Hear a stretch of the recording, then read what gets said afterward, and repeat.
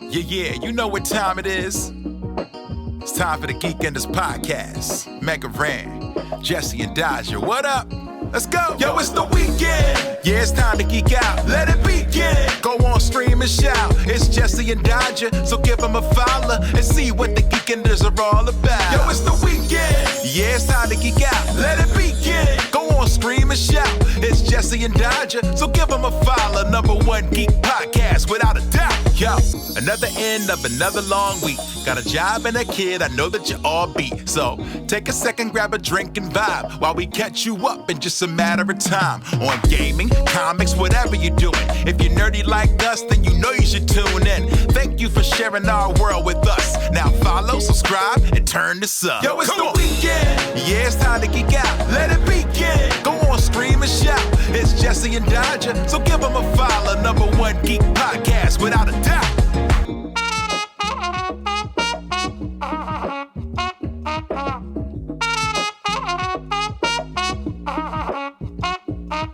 Hello, everybody, and welcome to Geekenders. It is April the 3rd, merely 2 days after we probably got by something. Not me. Not you? Yeah. Did you get got by anything, Dodger? Yeah. What'd you get got by? I don't know. I don't think I got by anything, but So why are you assuming that we got? I don't know. We're savvy. We would never get got like that. Why are you?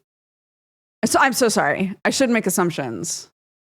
I had a brief moment of hope when like the Tilly Norwood account was like, we're shutting down, sorry. And I was like, oh, and then I was like, no, you suck. Never mind. So that was, I guess, a brief moment of getting got, but it was born of hope. Oh, no, actually, I did get got by something. Oh. I watch a lot of food content on YouTube, and a canner who does like really dangerous canning and like isn't sanitary and stuff. Sorry, just let me finish it. Let me finish. Stop. Don't close the tab. Let me finish. Dangerous canning. She made a video where she was like, you know what? You guys are right. I have been doing things dangerously. I should be sanitizing everything, blah, blah, blah. And then was like, gotcha. I don't care about any of that shit. And I was like, oh my gosh.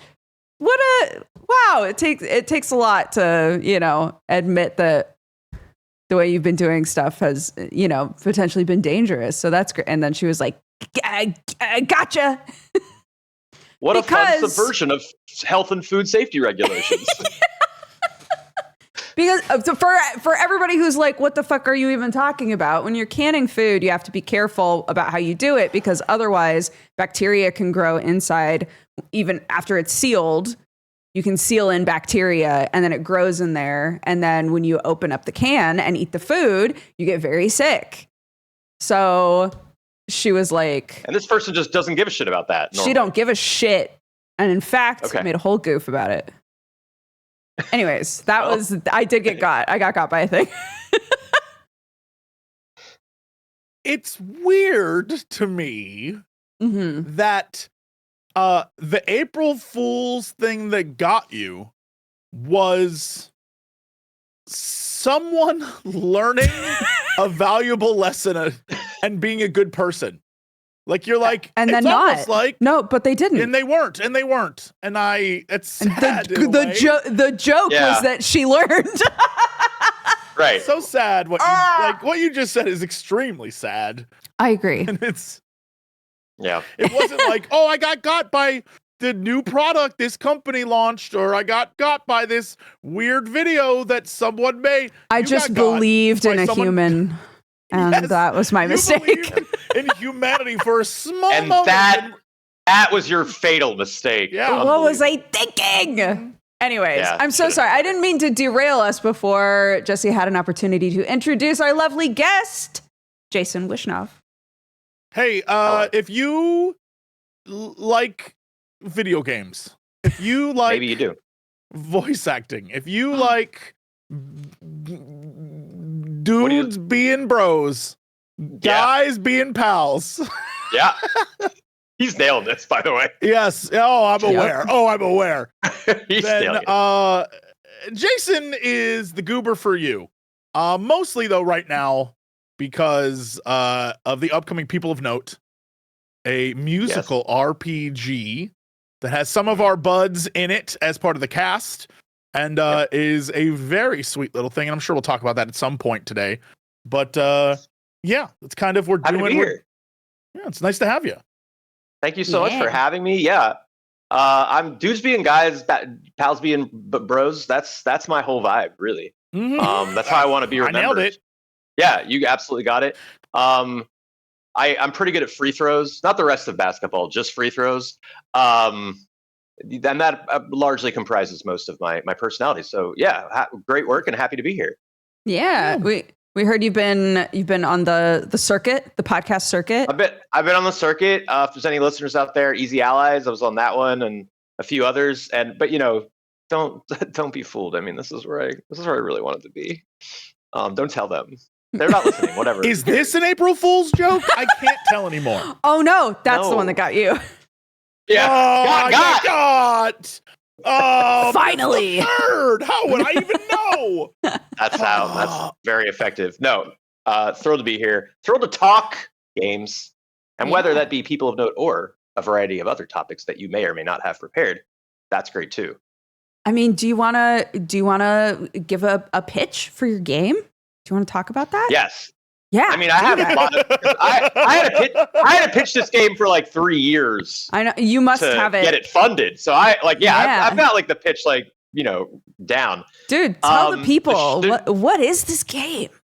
What is this game? All right, the shortest possible pitch. Jesse kind of gave it away. Is a turn-based musical RPG. The medium length pitch is imagine a PlayStation 1 era Final Fantasy like 7, 8, or 9, except that every so often your favorite characters will break out into song and dance to help tell the emotional climax moments of the story. And the longest pitch is, I guess, the rest of the words I'll say here today on this show. It is a 25-hour RPG. It is, as I mentioned, very directly inspired by those titles. So it kind of in a callback way, you don't have direct control of the camera. It's very cinematically framed. It's very focused on interband in this case, banter and communication and camaraderie. It's very based on strategic loadouts. We kind of have a modified sort of system you might recognize as kind of a materia offshoot from Final Fantasy VII.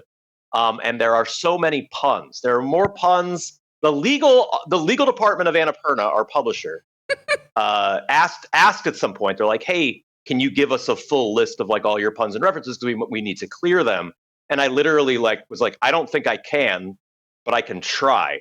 And I eventually, I don't think I got them all, but I got up to 693 at one point. And I was like, here. And the legal department came back and they were like, "We're not going to run any of this. We're just going to hope no one sues us." And I was like, great. Perfect.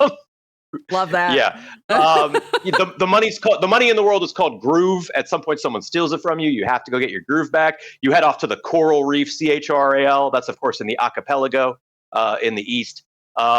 It's a really unrelenting storm of ridiculous puns. You get to pet the accordion. So you can pet the dog. That was an important dev topic for us. They're all over the place.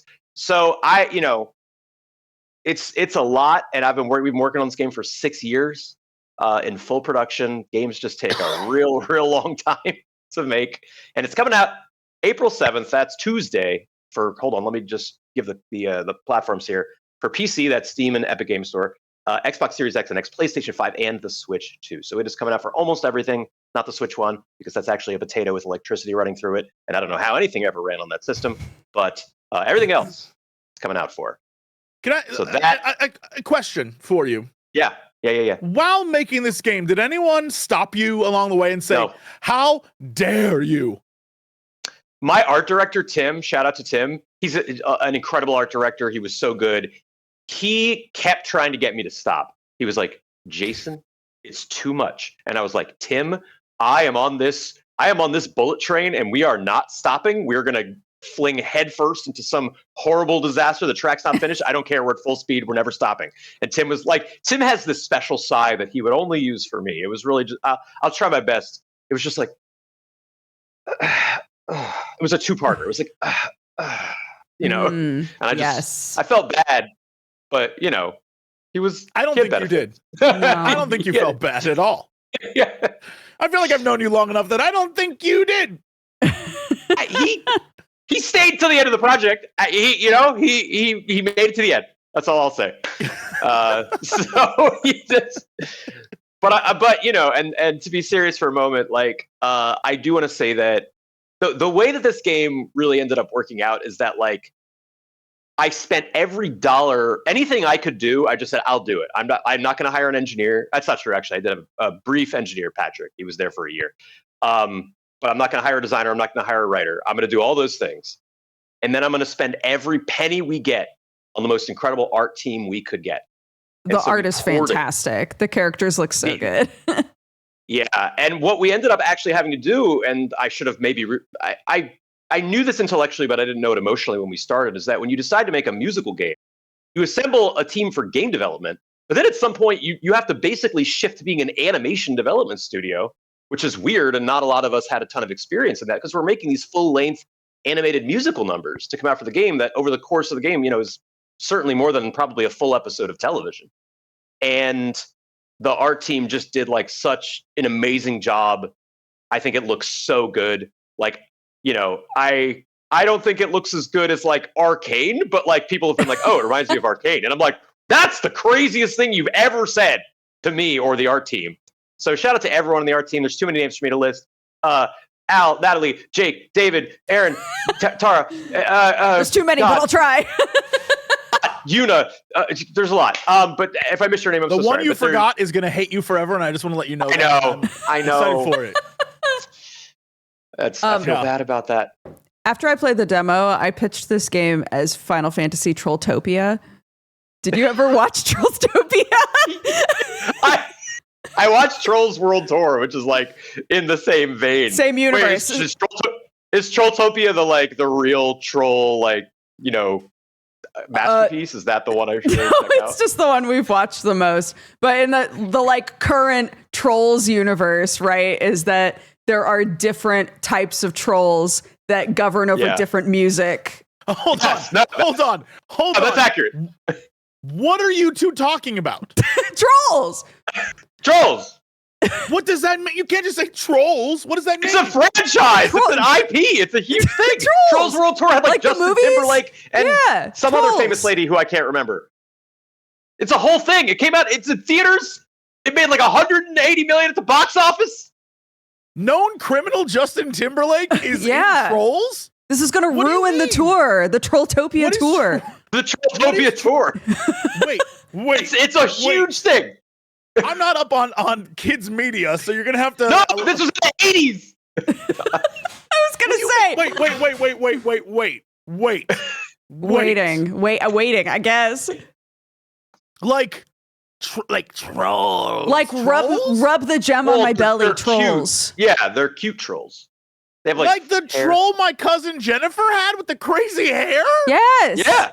Yeah, that one. They made movies of that? Yes. Like popular movies, like movies that did well. How? What? Why don't I know this exists? Y'all, what do you mean? The cast is insane. It's like all like a hole in the ground, and you're explaining reality to me, and I don't know what you came mean? From a different universe that's identical in every way, except Trolls movies did not come out in the late teens and early 20s of our timeline. I see. Guess. Wait, what are they from? What? When did these come out? Oh my gosh. Trolls World Tour was 2021, I want to say. Hold on. These are recent movies! Yes. Okay, so Trolls movies. For troll merchandise and movies? This is my cousin. This is from when it was like the early 90s. What are we doing? What do you Okay, so there was one in 2016, 2017, 2018. Back releases? Where 2020. was I for this? World Tour was 2020, November 19th, 2020. Band Together came out in 2023, the most recent one, where Justin Timberlake meets up with his bandmates. Yeah. What? Anyways. Anyway. Yeah. I had because everyone on my dev team was like, Jason, have you seen Trolls World Tour? It has a lot of similarities with your game. And I'm like, what do you mean it has a lot of similarities with my game? They're like, there's like rock trolls and pop trolls, and they like there's conflict, and I'm like, man, and I wrote this in like 2018, so like I suddenly am now You're getting like, I did not get inspired by the Trolls, guys. movie. I swear. I'm getting scooped by the Trolls movie over here. Jesse's in shock. I feel bad, but I don't know how he missed this entire. It was a huge thing. It's crazy. I don't know that it was. It doesn't. The Trolls franchise. I'm shocked Jesse, there's a franchise. Jesse, you know how you've been watching all of the Fast and the Furiouses with Octo? Yes. Will you watch all of the Trolls movies with me? You watch one, just like you could decide. No. From that point forward. We have to make a pact. You have to all of them. pre-commit to all of them. Okay. I won't even make you watch the shows. The shows? I won't make you watch the shows. Actually, Dodger's favorite series of all time. I actually love them. Hold on, but do they suck though? They're fun. Suck. They get the voice actors are like well-known singers, so all of the music is great. I actually don't think they suck, and maybe this is a good segue into the Super Mario Galaxy movie. I think as kids' movies go, they're okay. Like they're fine. There are some clever bits in them. They have some spirit. They have some verve. They're cute. And I think now. Did you hold on? I'm forcibly moving this to the Super Mario Galaxy movie because we were going to talk about that earlier. You know what? Let's do it. Like, first of all, have either of you seen it yet? The new one. It's only been out for like a couple days, right? Yeah, I didn't see it. Now, I'm on record, and I think that I've said it before. I'll say it again. I fell asleep during the first movie, so there's no interest in my mind. Like, I'm glad it exists, and I hope everyone who watches it enjoys. But like, I thought the first movie was boring, and so I have no interest in it. I agree with you, but it appears that perhaps Dodger enjoyed the first. I enjoyed it. Totally I had a good time with it, but I also had zero expectations. So I expected. I don't know what I expected. I mean, I guess it was Illumination, so maybe I should have known better. Like they're the Minions guys, right? Like I wanted some kind of remote character arc that just wasn't, Mad Lib's paint by numbers. Like they gave me the references, but like they kept. I mean, 7 times in that movie, if I recall, there's that slow motion like face distortion, like,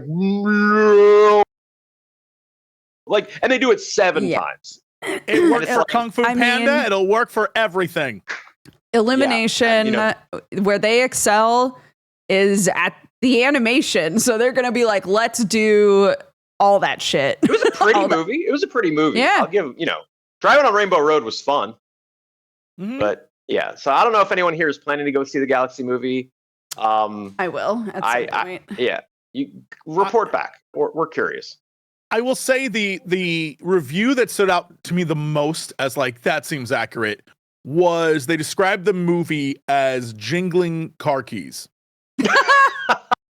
And I was like, that sounds exactly like everything I've seen of this new movie is, I imagine, just like the last one, where it was going to throw every reference and every scene's going to have like 45 things going on in it, and it's going to be a visual feast. But if you're expecting a coherent plot, you will not get it. It'll be all over the place, and it'll make $8 billion. Like, it'll make like $1.6 billion. Yeah, they'll do fine. It's just, it very clearly isn't like I'm not so deep into the Mario verse that I need to see like, oh, did you see that in the background? There was a big birthday on that one scene, but then there's this other scene there was like multiple Yoshis, and then if you look in the background, you can see the fact that Wario was there. Like that's not too realistic. But that's the vibe. That's what it is. Yeah, that is what they want. My husband and my child are going to be seeing it tomorrow, so I will be able to get the child review and the adult review. One notable movie reviewer said, "I'm not going to review this movie. I'm going to ask my 4-year-old a series of questions, and that will be the review for this movie." Perfect. I thought it was a great review. Great review. That's like, it's very obvious based on what they revealed so far that they're setting up like a Smash Bros. Universe, and frankly, I'll go watch that movie. I don't even care if that's a shit movie. I'll go watch that in a Smash Bros. heartbeat. Movie. The NCU is coming. Yeah, I go watch that. Gosh. It's honestly, it feels like a great plane movie. I feel like if I was on a plane, I'd watch the hell out of this because I imagine it would kill an hour and a half real quick. Yeah. I agree with that. I'm Solid so sorry. plane movie. This is like adjacent to what we're talking about, but my kid was in a performance, I think 2 weeks ago. And one of the dance performances that she wasn't in, they used an AI image as their backdrop. And I know, but when I tell you, I could not pay attention to the kids dancing because the picture was meant to be like a normal teen's bedroom. And there were posters everywhere, and none of the posters made any goddamn sense. One of them was a Smash Brothers poster, except it was all Kirby. It was just all, it was the exact Smash Brothers poster, except every character was Kirby. And there was a Guardians of the Galaxy one, except it was Guardian of Galaxy. It was great. Nice. Yeah. Guardian of Galaxy. Guardian of Galaxy. But the Smash Brothers one really threw me. Yeah. So what else video game? What else video game? Video game. Jesse, what video game? What else video game? Well, first off, can I just say, this past week I was at PAX. Saw a bunch of lovely stuff. Shout out to all the indie games that were there. It's really funny to see some of the major developers show up, but not be able to show off anything really. So they're like Nintendo was there, but it was just like a tribute to Pokopia. That was kind of it. Which, by the way, it needs all the tributes. Pokopia rocks. No complaints there. Fantastic game. But like they weren't showing off like an upcoming Switch 2 game. Not really. It was just Pokopia, man. It's a thing. There was a lot of that. I thought it was very cute, but most of it was indie games. A lot of indie games, a lot of tabletop stuff. If you wanted to get hands-on with the Cyberpunk card game, you could. That was there. CCG's blowing up. Yeah, they had my favorite booth of the entire thing. Shout out to Red Bull. I guess Red Bull got together with various card games like Magic and that kind of stuff, and they had a tavern, and you could go in the tavern and drink. I'm gonna say too much Red Bull. But you could have a bunch of, like, you had to go on a mission to collect cards and do things and, like, learn card games. And you would sit in there and you do a whole thing. It was very sweet. It was clearly designed to get people who just want to drink Red Bull to sit down and, like, play some games, which I loved. And so that was very nice. But the real thing that matters. Yep. Thursday. I was invited on with several other very talented, much younger streamers who I'm going to say, some might say beautiful, but clearly not as beautiful as me. And so I showed up with them, and it was a 8-person, like, best streamer contest of PAX, right? And so there's a bunch of games and a bunch of fun little things that we did, but it was like at the PAX arena, and it was this challenge for streamers. It was myself and 7 others, and they were all wonderful people. However, one of them, by the way, the wonderful Amy Amazonian was there. Frequent guest on the show. And so it was like, we're doing game things. We're playing all sorts of weird stuff. Okay. And so it was, you would think, we're going to play video games and do video game challenges. And I already said, I was like, you know what? I'm going to lose. I'm not going to beat these guys. They're probably much better than me. But that's not what it was at all.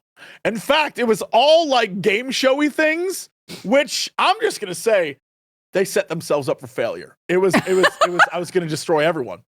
And so what's a game showy thing? So I'll give you an example. The first thing we did was we played Family Feud, air quotes, but it was we asked PAX attendees, 100 PAX attendees, that kind of thing.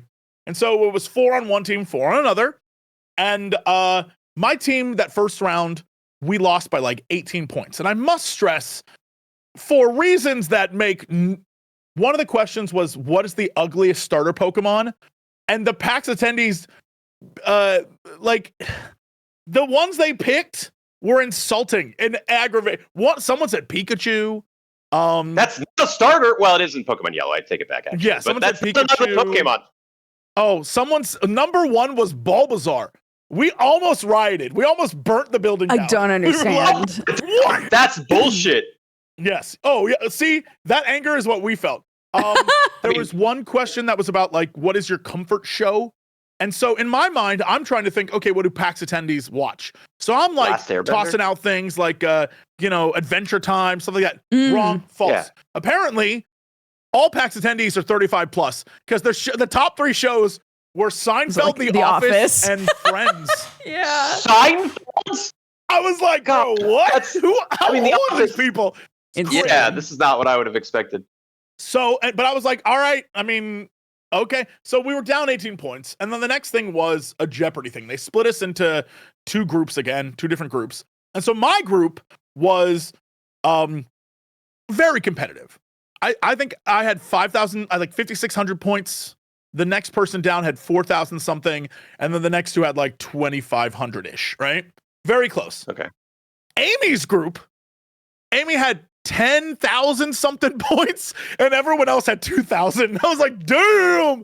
Amy just rocked it. Going into the final Jeopardy, it was myself at 5,600, Amy at 10,000 something. And then the other 2 were at like 4,000, I think maybe 3,000. And so it was final Jeopardy, and you just wager your points. And I was like, I need to win. I can't. You got to risk it all. I can't Risk just it all. go for second. So Amy did 6-7. She was like, I wager 67. I was like, wonderful. Love that for you. Yeah. But everyone else was like trying to math out shit. And I was like, I'm all in. 5,600. Let's go. Yeah. Let's Push the I'm like, stack, Jesse, are you push the sure you stack want to do center. that? And I was like, yes, I'm very sure. And they're like, if you do that and you lose, you drop to 8th place and you win nothing. And I was like, I respect yeah, all right. this so much, by the way. You go for gold. Yeah. Yeah, I was like, You got I to do it. showed up with no points. I'm fine leaving with no points. Let's go. Yeah, So I went in, 100%. and then they did something that proves no one did any homework at all about the guests. Oh no. The final Jeopardy was a geography question. And as a history teacher, I was like, Yes. Go on. Oh my God. And the Please funniest- give me this question. the funniest part was the final Jeopardy was literally a map of Europe. And they go, in like 30 seconds, name as many European countries correctly on this map as you can. Wait, how does that work with Final Jeopardy though? Because you're wagering an amount, like usually it's yes or no. Yeah. Yeah. We wagered on the category, then they gave us the map, and it was like, do what you want. I was like, all right. So in the time we had, I got 12, and the next closest was 7. And I was like, all right. God. So I just dominated. And then 7? That's not great. I'm not gonna lie to you. 12, very respectable. 7, you can't name more that's than the thing 7 European countries. that's the problem. And I realized this, it kind of screwed up. I think they thought, very much like most people would, that if you're a streamer online and you're young, and most of them were pretty young in their early 20s, You won't know. then you don't have that background in history. You've just been streaming. So you aren't out there learning like all the Baltic nations or whatever. You're not doing any of that shit. So they just were like, oh, this guy.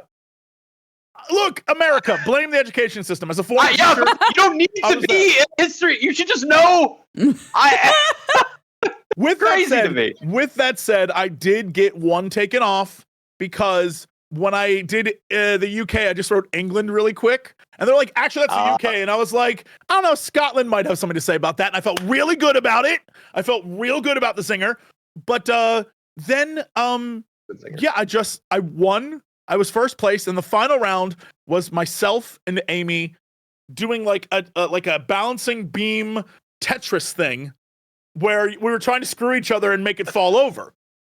Okay. And at a certain point, they kept having to change the rules because we just kept making a pyramid and there was no place to put stuff. So they had to be like, all right, fine, you can do it sideways. And finally, Amy knocked it over. And so I won. But the thing is, I knew I was going to win. And if you're asking Jesse, how did you know? I will simply say what I told everyone when they asked me what my thoughts were on my victory. On March 3rd, 2026, when this was announced that I was going to do this, I tweeted out, I am going to form some sort of Survivor-like alliance with Amy Amazonian and then betray her at the end in order to succeed and get the victory. And that's exactly what happened. And I am so proud I called that. And I'm just saying, I'm calling my shots from now on. I'm just, if you dream it, if you perceive it, you can achieve it, y'all. You can do it, everyone. Yeah, so that's all I'm saying is I called my shot, pointed to left field. Yeah, you were. Wow. I Babe Ruth that. Yeah. Well, congratulations, man. Congrats. A victoire. I got a trophy. The trophy was already falling apart when I got it. the PAX? What is the PAX like production values maybe are falling? I don't apart know. how? The stand was like crumbling. The inside of it was like a little bent. My favorite part is they stuffed a bunch of like glowy lights in, but because the trophy's so tall, the glowy lights all settled at the bottom, and so you couldn't see any of the glow. It was great. Honestly, great. I loved it. Amazing. So everything needs a little bit of jank, you know? Yes. I am now 2-0 at PAX. Damn. The first time I won a belt doing a gauntlet tournament, and it was only because everyone else was trying to have fun. I was like, idiots. I stole all the gold and got as much money as possible and beat them. And now I did this. What I'm saying is, PAX, I'm 2-0. Come for the king. Undefeated champion of PAX. Undefeated champion of PAX. Damn. Was the previous one at PAX East as well, or was that at a different? It was, yeah. Every time I go to PAX East, I stomp. Great. Damn. I've never competed in anything like that. I think I'd choke. Oh, I've been on a variety of game shows. Like I was on Price is Right last year. Like I got up. Real Price is Right? Yeah. My Wednesday night, my friend Todd texts me. He's like, hey, I have an extra ticket to Price is Right. Do you want to come tomorrow? And I was like, yeah, sure. So I showed up in the audience, charmed the producer. After I walked out, because they interview everyone. It's not random. They want people, to be on TV who can be on TV. Yeah. And after I walked out of the thing with the producer, I was like, they're gonna pick me. And then halfway through the show, before they announced it, all the cameras turns to look at me, and I was like, they're about to call me. And then they go, Jason Wishnov called down. Okay, this was a real bummer. The one before me was the game where it's very simple. I didn't get on this one, where it's like you just say a number and Drew says higher or lower, and the two items were a Switch 2 and a television that I might not have been able to exactly get it correct, but I would have gotten close. I would have won $25,000 in that game in a heartbeat. Instead, my game was very simple. It was multiple choice. There are 5 food items. The first one has 2 options for price. The next one has 3 options for price. Oh, and you have to move it to which one? You don't have to move them. You just guess. And if you get it wrong, you lose 2 tokens. And if you could spend 1 token to eliminate an answer. Okay. The problem is that I do shop. I buy my own food and everything, but the third item was extremely high-end vanilla extract, and I was just I don't know what's going on here. And the way the game worked was if you got any of them wrong, you got nothing. You had to say I stop, I'm good. Who Wants to Be a Millionaire? All right, I'm ready to walk away. Vanilla extract got you? It got me. It was $16. It was a $16. Right. It was this big. It was a tiny bottle of vanilla extract. I didn't lose, but I got that one right, but I had no tokens left, which means that the next one, any wrong answer would have brought me to $0. And I was like, I got to walk away. So I walked away with $6,000 and I got to spin the giant wheel. Yeah. I got to spin the giant wheel. I was also on Wipeout a long time ago. The show with Wipeout? The red balls. Did you get got by a wall? Oh yeah, at one point, there's a rope swing, and I'm sitting there trying to get ready for it, and a giant platform comes out of the ground behind me and slams me from the back, and I go flying into the water. They even edited in a fake scream for me, I did not scream when it happened. Like a Wilhelm? But in the show that goes ah! That's not me, obviously. That's so good. Oh my god, I used to love Wipeout. What? If you live in LA, you should just go apply for game shows because shockingly few people do. And if you're remotely okay at speaking on camera, you can just get on game shows. And I won $500 on Wipeout because I got to the end of the red balls and they just gave me a little bonus. I won $10,000 on a show hosted by Joey Fatone called Common Knowledge on Game Show Network. I won $6,000 at a rowing machine on Price is Right. I'm not saying it's a career move. But hey, supplemental income. $6,000 in a rowing machine is incredible. I sold the rowing machine last week. I finally got rid of it. It's very difficult to sell a rowing machine. That is not a commonly desired product. But anyway, I love game shows, and I'm very excited and happy to hear that you are you're a game show champion. You should. Listen. I gotta catch I'll give you a up. link. What the heck? I'll send you a link, Jesse. You should be applying to Los Angeles game shows. Is all I'm saying. I think I would thrive on them, but I want to be on a show like Survivor where I can be the bad guy. You know what I mean? Like I want to be a villain on a show. I want people across the nation to hate me. Do you ever see the show The Mole by any chance? You ever watch The Mole? Yes. It was like hosted by Anderson Cooper. You would be the mole. You'd be a great mole. Yeah, I want to be on one of those like you should have been on Big Brother style shows, like Traitors. There was around the time when you moved to LA, they were looking for YouTubers to put on Big Brother. And I said no, and my sister was pissed at me because she loves that show. And I was like, I don't need that smoke. The Big Brother smoke. I don't need them coming for me. But that's a great place to be a villain. Jesse would get on that show, and then someone on the show would like pull up. They'd be like, "Hey, 2 months ago you tweeted, 'Hi, I'm Jesse Cox, and I'm going to go on this show and be the traitor and win everything.'" And then they're going to be like, they're not allowed phones. Yeah. Oh, right. They're not allowed phones. Okay. Yeah, they can't research each other. I let them know. So when I won, I'd be like, I called the shot online. I said this a month ago. Yep. Yeah. I would do that in a heartbeat. I have no problems being the villain on one of those shows. And I'd really ham it up. I'd even do an evil laugh if they wanted. I'd get with the producers and be like, I'm going to grow out my mustache and I'm going to twirl it and do evil laugh shit. And they'd be like, we love it. We love it. Keep doing it. Yeah. I think you'd be great at it. And then I'd come back and people would be like, you're the worst. I'm like, yeah, I am. Because that, all right, it's 126. That's how you get the views. Yeah, be a villain. Speaking of being a villain, before the show started, you had something, there was a brief moment you brought up World of Warcraft. And then you said, we're saving it for the show. Okay, yes.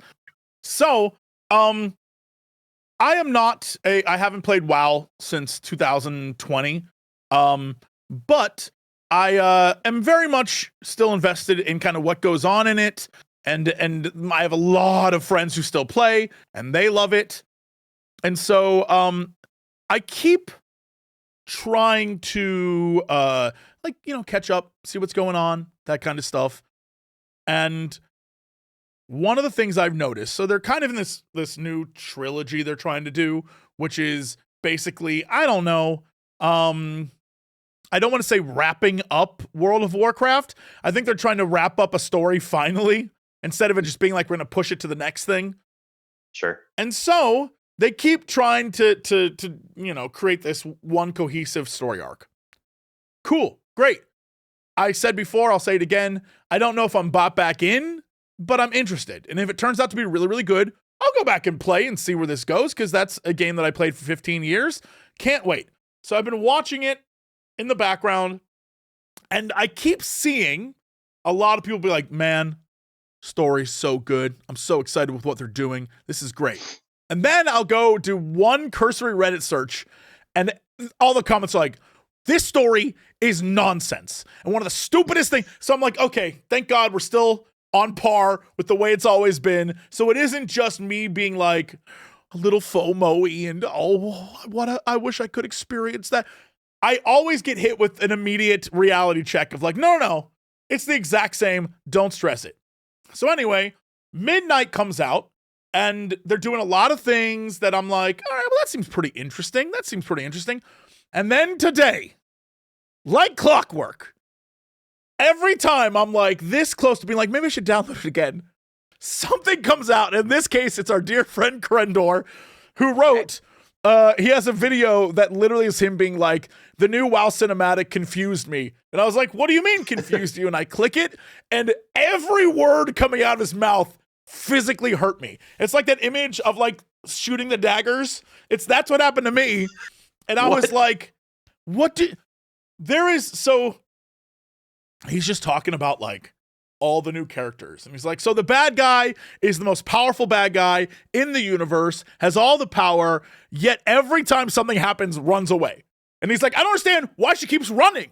Every cutscene, she just runs away. She's the most powerful. I'm like, all right, yeah, no, that is really stupid. And he's like, also, Sylvanas. And I'm like, what do you mean, bro? And I don't want to spoil stuff because he just goes into it, but it made me laugh so hard because I was like, right, okay, no, I would be furious with all of this. I would be so upset that I spent money on this. I was like, okay, all right, we're good. I'm not, the FOMO's gone, and I need that. Yeah. I need someone to come in and be like, feel good about the decisions that you've made in your life.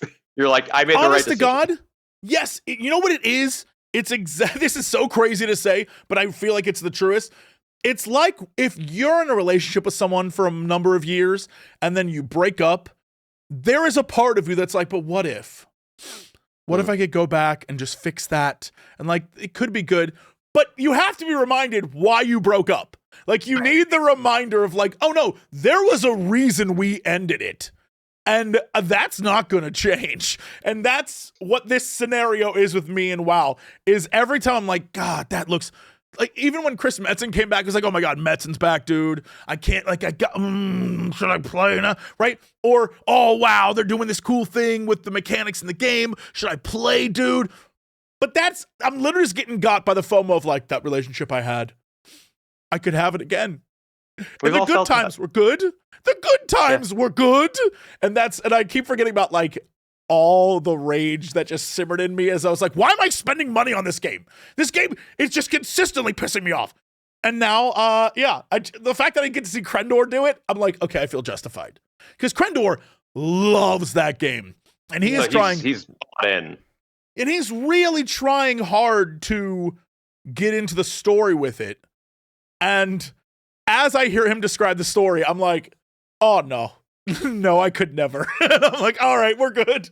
We're good. That's like, I was a huge story gamer. It upsets me when I hear things that logically, it seems like no one thought A to B to C through on it. You're like, what do you mean? I was going to ask, like, is it an issue of them saying like, well, this doesn't make sense, but it would be really cool if we did this. So whatever. It is consistently rule of cool for Blizzard. Okay. They've always done that. They never give a shit about like, so a great example. Hey, I'll do a spoiler finger for anyone who really cares. But when it comes to this new story arc they're doing, it involves the Windrunners, which is this big, like the main elves of all of World of Warcraft, Ilaria, whatever her name is, but more importantly, Sylvanas Windrunner, who's from Warcraft 3, all that stuff. And so in Shadowlands, the one that made me leave, Sylvanas at the end is like, in order to atone for everything I've done bad, I'm going to stay here in the mall and collect 8 billion souls or whatever the hell she had to do. So basically, they're writing her out of the story to like say, we're done with Sylvanas. She's going to remain in basically limbo, taking care of the dead. That's her job now forever. The end, period. Anyway, in the newest cinematic, she shows up to save the day. And everyone's like, why though? What do you mean? Why is she back? Out of all the people, why is she shouldn't be allowed to leave the mall. That makes no sense. Did she do the objective she set out to do, which was supposed to take her forever? Why do we keep having to redeem this person? She's not a good person. Why does WoW always go for the redemption arc on every character all the time? And that's literally kind of what everyone was like, what? And the fact that it isn't just Crendor, but like even the notable lore people are just like, this makes no sense. I don't know what's happening right now. And the fact that the fact that the villain is officially the most powerful person in canon. And then she's like, oh no, Sylvanas, I'm out of here. Like, brother, what? So that's where I'm at, where I'm like, I don't know that makes any sense. So that's what I'm saying. That's what I meant. Like, it's weird. It's one of those things where, but they do that all the time. That's like a trope that WoW does, where they'll sideline a character, then bring them back, and you're like, wait, or worse, they will make a character, and their whole point is like, I am born to fight the Legion. And so when they arrive on Azeroth, my duty is to fight them. And then they just won't be in the expansion when the Legion arrives. And you're like, but that guy his whole thing was that. And they're like, oh, we just didn't have time to fit that character in. Yeah. Literally, it's like, we just didn't fit the character in. Or what's even worse is that character is some writer's like pet project, and then the other writer doesn't like that character, so they'll just leave there's them like out. a political infighting between different people. There's at Blizzard. so much of that going on. And it's very clear that there's like one writer who just really loves Sylvanas. And there's so many memes about that dude online. I'm not gonna dogpile, but like, dude really likes Sylvanas, and so they just keep bringing back Sylvanas, and it's like, all right. I listen. That all sounds horrible. I have a lot of sympathy for like I've never written at I've never been in a AAA studio. If Blizzard, I mean Blizzard probably still counts. That idea of like fighting to try and get your narrative ideas, because like the thing about a story is that like either all the pieces fit together or they don't.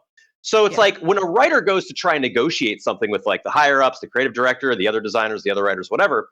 And there's always this like, okay, well, I want to give you a little bit. I want to give you this piece and this piece, but we can't give you this piece because it's political and we need to get the other writer in there. Well, it's like, sure, you might give that writer a few of the pieces that they wanted, but those don't fit with the other pieces. You're trying to make a puzzle, like a cohesive picture here, but you're taking from all these different ideas and places. Like, I obviously there are studios that do succeed at this. And I know some narrative designers, but like that is a very difficult thing to manage. And unless you have really strong leadership and consistent people like at the helm, where you're not like rotating door, people aren't leaving and coming in all the time, it just becomes very difficult to manage. So like I am kind of sympathetic, but like World of Warcraft obviously has, largely became what it became because people got so invested into it in the early years. Like, and they want to keep their user base around. Like they've got to figure that out. It's tough. What's interesting about what you're talking about, and I think it's fascinating in WoW, and it's very well. I was about to say it's very different in 14, but 14 has its own different problems when it comes to how they storytell and what they do. But very regimented in 14. Yeah, it's like a completely different vibe.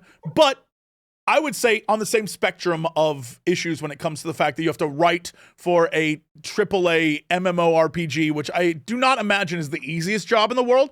But I think WoW has a big problem, which is it feels like at the top level, at the highest level of storytelling and scenario design, it feels a little by committee. And you can see that, like, as they design the overarching story, there's a lot of like weird choices made because it's trying to appease everyone. And the fact, and I've definitely got confirmation on this from people who work at Blizzard, that their biggest problem is most people don't read the text on screen. And so they have cutscenes where the characters have to literally reestablish what's going on. So a lot of cutscenes, there's characters talking about what you've just been going through or what their plan is and stuff like that. Or they don't say anything about their plan and leave you guessing so that you're at least interested in what's going on. Unfortunately, the villain currently, no one knows what her plan is, and it's been 2 expansions, and people are like, I still don't know what's going on. But with that said, I think universally, everyone who plays WoW, and I will still agree to this day, the by zone storylines are fantastic, which is very clearly they gave one writer one thing to do and just let them do it. Right. And it flows, it fits good. You can get some of the coolest stories ever in those zones, but the overarching story is consistently a mess. It is just, and that's the one that's supposed to keep you going once you beat all the zone content. And that has to last 2 years or whatever. And it's just consistently like, but the zone stories are, even in Midnight, the newest one, some of them are really cool. I've been like watching people play them and I've been like, that's really fun. That's a fun story. And I think that's, a lot of the problem is that there's glimmers of greatness. There's clearly they can do it if they want to do it. I was talking with Crendor about this, is I genuinely feel like the best thing World of Warcraft could do is just tell a story, not worry if people are keeping up. And then if someone's like, I don't know what's happening, be like, go Google it. There's probably 8,000 videos that could tell you what's going on. It's not our job to catch you up. Our job is to tell a story and go from there. I wish they would do that, but they just won't, because that's not, as a company, Activision Blizzard anymore. They just won't do that. But it's very weird to me that, like Final Fantasy 14 tells a serious story, but the world is serious. Now there are characters named like Oopsie Doopsie Poopsie that I can make, and that's fine. That's every MMO. That's true. But WoW has the funny problem of it's trying to tell a serious story, but the characters are named like Harris Pilton and Johnny Big Hero Man. And like that's not what we made, that's what they made. And so it's very funny that they're trying to like have this balance that never it's really cognitive dissonance is crazy. But that's kind of what it is. I don't know, it's very strange to me. But again, you know, I'm glad to see that my ex is still the same girl she always was. In a sense, isn't that comforting too? You're like, well, at least she's still out there. I knew you. I saw you for who you were. Yeah. I bounced. I've moved on. You are still there. You're still doing you, and you know, and you're doing the same shit. So you're doing the same shit. You know what? You still finding new guys. You're still, you know, there's still people out there for you, baby. Good luck. Enjoy. Yeah, you're not alone. You know, I'm having fun. Yeah. And you're with 14 now, still, right? You're still playing. Yeah, mostly because it's casual and I love it. Pop in, get some tomes. Yeah. That's it. I admit I was on the 14 train for a long time. I've not played Dawn Shard. I did get to go to the Fan Fest in Vegas a couple of years back, where it was 110 degrees Fahrenheit. Yo, that Fan Fest was so hot. It was crazy. I could not go outside. Like literally couldn't. It was like getting hit with an oven. Like it was every time the doors opened. But I got to go. I had an amazing time because I was invited by Jason Charles Miller, the vocalist for Shadowbringers and a lot of the stuff. So we got to go to the Eorzean Symphony, and I was in like a cool booth. And a lot of the Yoshida-san was there, and everyone. I just like felt okay. I'm surrounded by stars. That was an incredible moment for me because they were still playing a lot of the the hits, the Shadowbringers, the Endwalkers, and I really resonate with those stories. And Jason Charles Miller is one of the he's our lead composer on People of Note.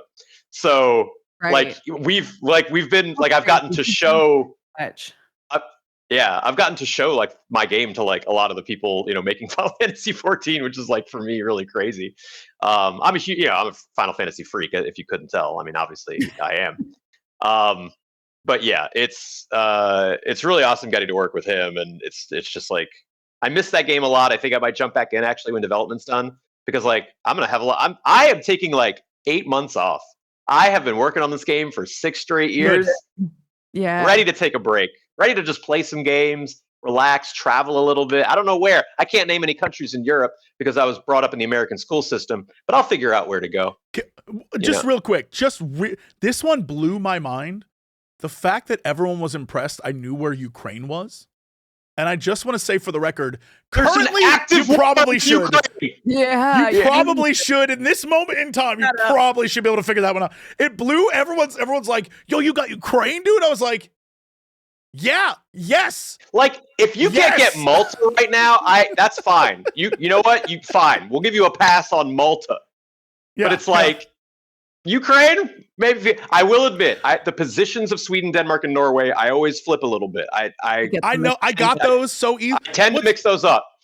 What was so funny is that it was very obvious how the American education system works, because all of us, everyone on stage, did the exact same thing. We started up here with the UK and Ireland, and then we worked our way down along the coast. So everyone hit Portugal, Spain, France, Germany. Italy, like we're going through the coast, Italy, and then we all started to do the we were Netherlands and Finland and Sweden and Norway, although reverse that kind of, but put Sweden in the middle. Anyway, we had this whole thing that we were doing, and everyone was following it. And then I came around the backside and started doing the backside, which is like, Poland, Eastern Ukraine, Europe. and like that. And then coming around and hitting Italy and going like, I did Greece. And then and it's so funny because I realized in that moment, we all were doing the same thing, which is so very American, is we hit all the big ones. And then the little tiny sorry, Eastern Europe, everyone was like, we don't even know what that is. Like it was, it's so Eastern very Europe. Clearly most people, I feel like, this is probably very true in a sad way, still have a textbook that shows the USSR. You know what I mean? Like, I feel like that's all the countries that exist on the textbook we have. You are still part of Russia. I'm so sorry. I'm surprised that more people couldn't get like France and Switzerland, I think, are really easy. Sure. Yeah. I mean, the problem is, I think people just, when they see the shapes, it gets confusing.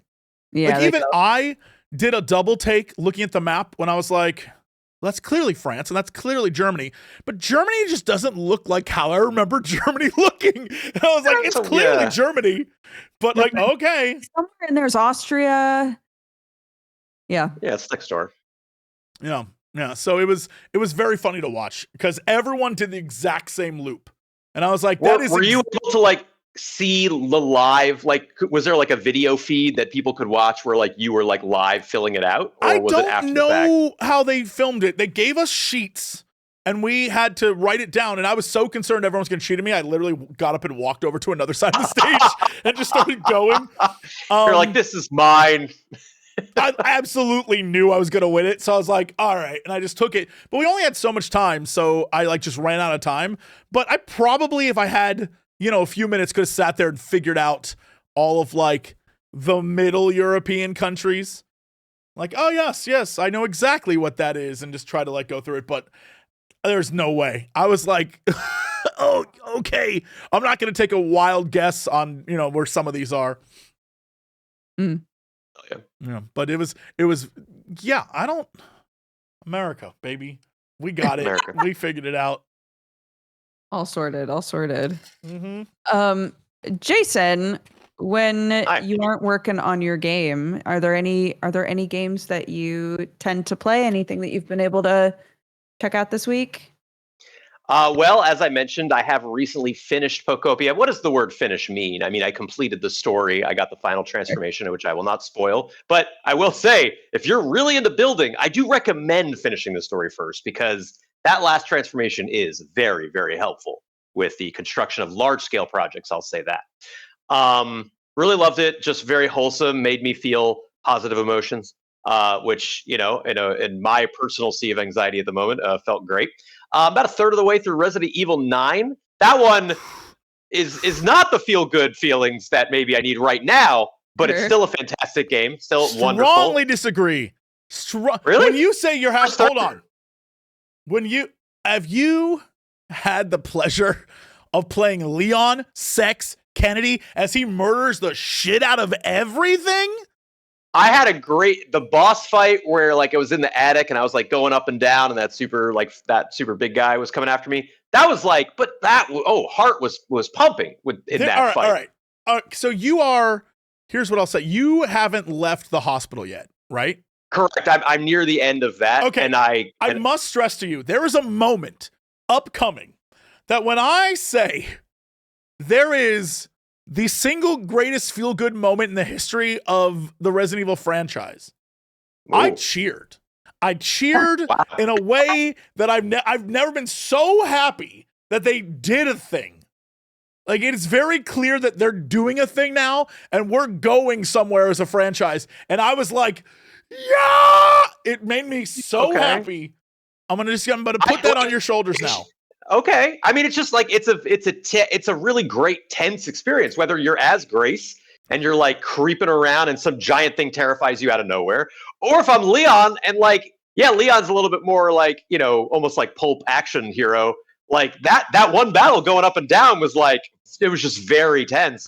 So I was like, I love this game. I am definitely going to finish it after my game comes out, and I'm going to play Pokopia because I need to calm down. But like, I really am loving the game. And finally, there's actually one more tiny little indie game. It was recommended on resetera.com forum, and it's the first episode's free. It's called Of the Devil, and it's a visual novel. Okay, I'm going to tell you. You're going to look it up, and you're going to be like, yeah, pitch it. Yeah, I'm only like an hour in. It's pulpy sci-fi writing. I love the writing. It's a little self-aware, but I love it. The UI is great. The sound is great. The story is great so far. There's apparently a huge twist coming that everyone loves. The character art is a little unfortunate. It's not good. And I know it's an indie game, and I want to support indies. The character art you have to get past, in my opinion. But everything else is so fun so far that I am absolutely willing to do that. Everyone, it's just got like really, really great ratings. The first episode is free. Check it out. And then after that, you buy per episode. You buy like, it's a little bit like case based, like Phoenix Wright would be. So I've been checking that out too. I always love to kind of have one indie kind of alongside the larger AAAs. Maybe that's just because I am in fact an indie developer. But you know, to me, that's like a healthy diet. Like, give me a AAA, give me you know what? Give me a AAA, give me a Nintendo, give me an indie. That is the balanced diet of gaming, and that is currently what I am enjoying. Well, it looks fine. You really made it sound like this was stick figures. I just don't. You know, everyone has different artistic tastes. It just, for me, it was a little tough to get past. But hey, I still recommend it right now. I think Of the Devil is really cool so far, so check it out if you're into visual novels, especially in a cyberpunk crime setting. So yeah, that's what I'm playing. Sick. What about you guys? What are you guys playing? Oh my gosh, I've mostly been playing. There's a game that I played during the Next Fest that came out called The Artisan of Glimmith. It's a puzzle game. I love puzzle games. Wait, hit me. Tell me more. Oh, I will. So, The Artisan of Glimmith. It is hundreds of puzzles set on like a map. So there's this beautiful map that you see. You're kind of in like a kingdom. You can see at the start like different areas of a city. Each area is puzzles with different rules. Every puzzle in the game is themed around making a stained glass door. So you are having to put pieces in to make like a stained glass pattern. But depending on where you are in the world, the rules will be different. So maybe at the start of the game, it's like, fill this up, but you can only use like 4 block wide long pieces. And so you figure out how to put them all in there and you're like, great, did it. But then the next area is saying, okay, so you can use whatever shape you want, but occasionally there will be a bar that has a symbol, and the symbol means the shapes on either side of that bar have to be the same symbol.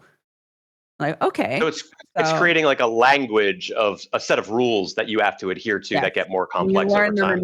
And then they start to stack. Yeah. So eventually it's like, you can use whatever shape you want, but none of like same shapes can't touch each other.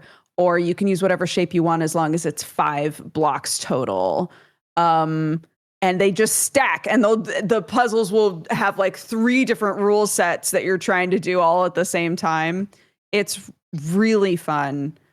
It's a really good game. I didn't expect. I feel like a puzzle game where I have highs and lows is probably really good, right? One where when I finish a puzzle, I'm like, that's right. My brain's huge. You know, you just feel great. And then the next puzzle, you're ready to throw your computer out the window because you're like, what do they want me to do? This is insane. I do think the hint system is good. And they give you a lot of, apparently some of them have been added recently. They give you a lot of quality of life stuff.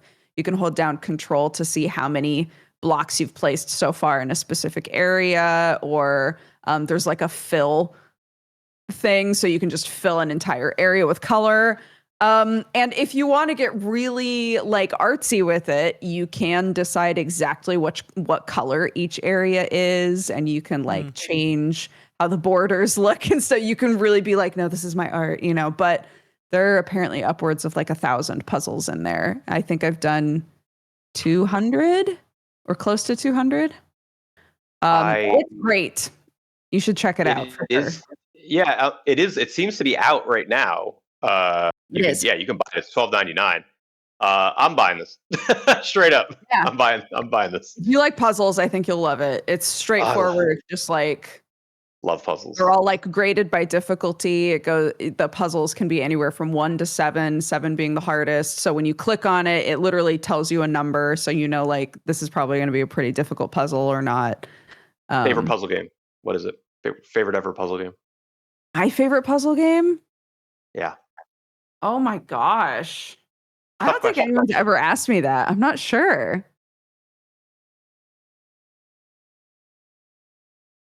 If you count it, and I don't know if you do, I would say Outer Wilds. If you don't Good. count Outer Wilds, then I would say Baba Is You. I feel like Dodger, Papa is chat you. called you out on this.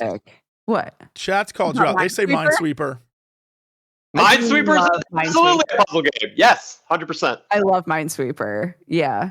I love Minesweeper because I enjoy it, but also from like a personal growth standpoint, because when I was a kid, I 100% did not understand that game at all and got it lodged up in here that I was just not the sort of person that was ever going to understand that game or like how to play it. And I really do feel like sitting down and figuring out how to play Minesweeper properly is what made me feel like I could branch off into other logic games, you know? So That's a character arc. That's a character arc right there. I love it. Yeah, Minesweeper is very near and dear to my heart. Yeah, that's true. Speaking of Minesweeper really quickly, Yeah. Dodger, I don't know if you played this yet. I feel like you should because it's probably know right what up your you're gonna alley. But there's a Okay. game called Heaven Does Not Respond Mhm. where Yeah, I haven't played it yet, but I keep being told I need to. Heaven Does Not Respond. It's like a puzzle game where I played the demo. I've also played the full game. Basically, premise-wise, is you are a person who works for a government organization, and you are given a laptop, and that's kind of what you're doing. That's what you're playing on. And it is essentially this young man went missing, and he was missing for like, I don't know, a few hours, and then they found his dead body. But time-wise, it appears he's been dead for a week, which makes no sense. And so you are brought in to look at this guy's computer, to look at his camera, and figure out what's going on, what happened to him. Anyway, while you're doing all this on the computer, weird stuff happens. There's a lot of like creepy things you have to do. You're going on the internet, you're looking stuff up, you're going to the web pages this guy was on. But also there's just Minesweeper on his computer that you can play with. Right. And every once in a while I just start playing Minesweeper. And I'm not saying weird stuff happens. It does. But it has a very cool kind of like, I'm just on a guy's computer. And one of my favorite things is there's a sticky note. Yes, he And does. of course I have just to moved the post sticky it. note, and there was like a thing behind the sticky note, and I was like, yes, I love this kind of stuff. Nice. So Yeah. good game. Yeah. Yeah. Uh, play that. Puzzle-wise, though, I must stress, if you haven't yet, play Cursed Words. It's called, Is that- I think it's Cursed Words, the word game that isn't. It Imagine looks like Wordle. or something. Balatro-like, but Oh. like a Boggle-esque Balatro-like, except it is not even remotely what you think. When I Can you say, like upgrade your tiles? Like it's like a. let's just say you go from words to numbers to symbols to pure insanity. Yeah, I the see whole a 7 point of the on here. game is you're trying to break the game. You're essentially trying to cheat to a degree that is like, we are now in hypothetical language. We are now in insane, weird stuff. And it keeps getting weirder. The whole point, like, I don't want to spoil anything. It rocks. It's so much fun. I've been playing it while editing videos just in the background.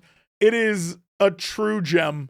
I must stress. If you want to play like a very fun, again, it fills that sort of Balatro-esque vibe without it being I think a lot of the problem with Balatro stuff is it just became like other games are doing the point thing where it's all about like, I got to get as many points to do this thing. And this is an entirely different experience, but it still uses the same mechanic of like, I'm going to create things to break what is happening to go beyond what this game is. And it is just a treat. I do love weird games. I gotta say, nothing for me has like that have all the spin-offs about Ballionaire and every Balatro like none of them have hit for me yet. Like not like I'm like, you're not Balatro. Stop. You're not doing it for me. You can't do it with Peggle. So this is what I'll say. I just scrolled. I want to see what the reviews were for this game. And I just scrolled down, and this one perfectly sums it up. Finally, A game that answers the question, what if Grover from Sesame Street was a cult leader who sends you to the void to play Boggle with Balatro jokers and custom tiles that make your words look like wingdings? That's it. Great. Okay. That's a pretty good sell. That's Good pretty summation. good sell. Yeah. I'm getting a lot of good indie game recommendations here. I love it. Mhm. Love this indie support. Always have it. Yeah. I knew you had me on the podcast, so that's indie support right there. Let's go. Yay! So note.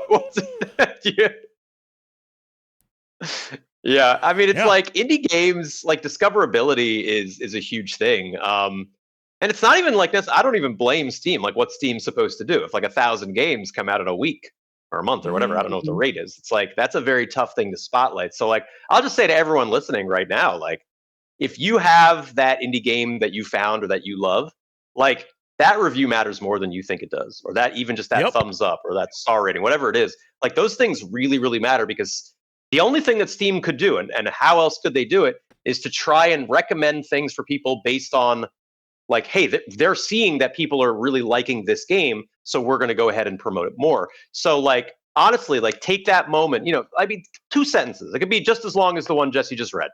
Like, that one matters. And this game, which looks great, I'm probably going to pick it up, curse words. Love a good word game. Like, it has 48 reviews here, which they're positive. It says positive rating, but it's like, if that game had 120, it might get jumped into a few more recommended queues. These things tend to snowball. So I'll just say, as an indie dev, like, yeah, it does mean a lot. So if you really love a game, maybe take that second there. That's all, and or not. It's up to you. But it's a nice tough. thing It's tough to get, like, not only do wish lists matter a lot, so do they do reviews, so do ratings.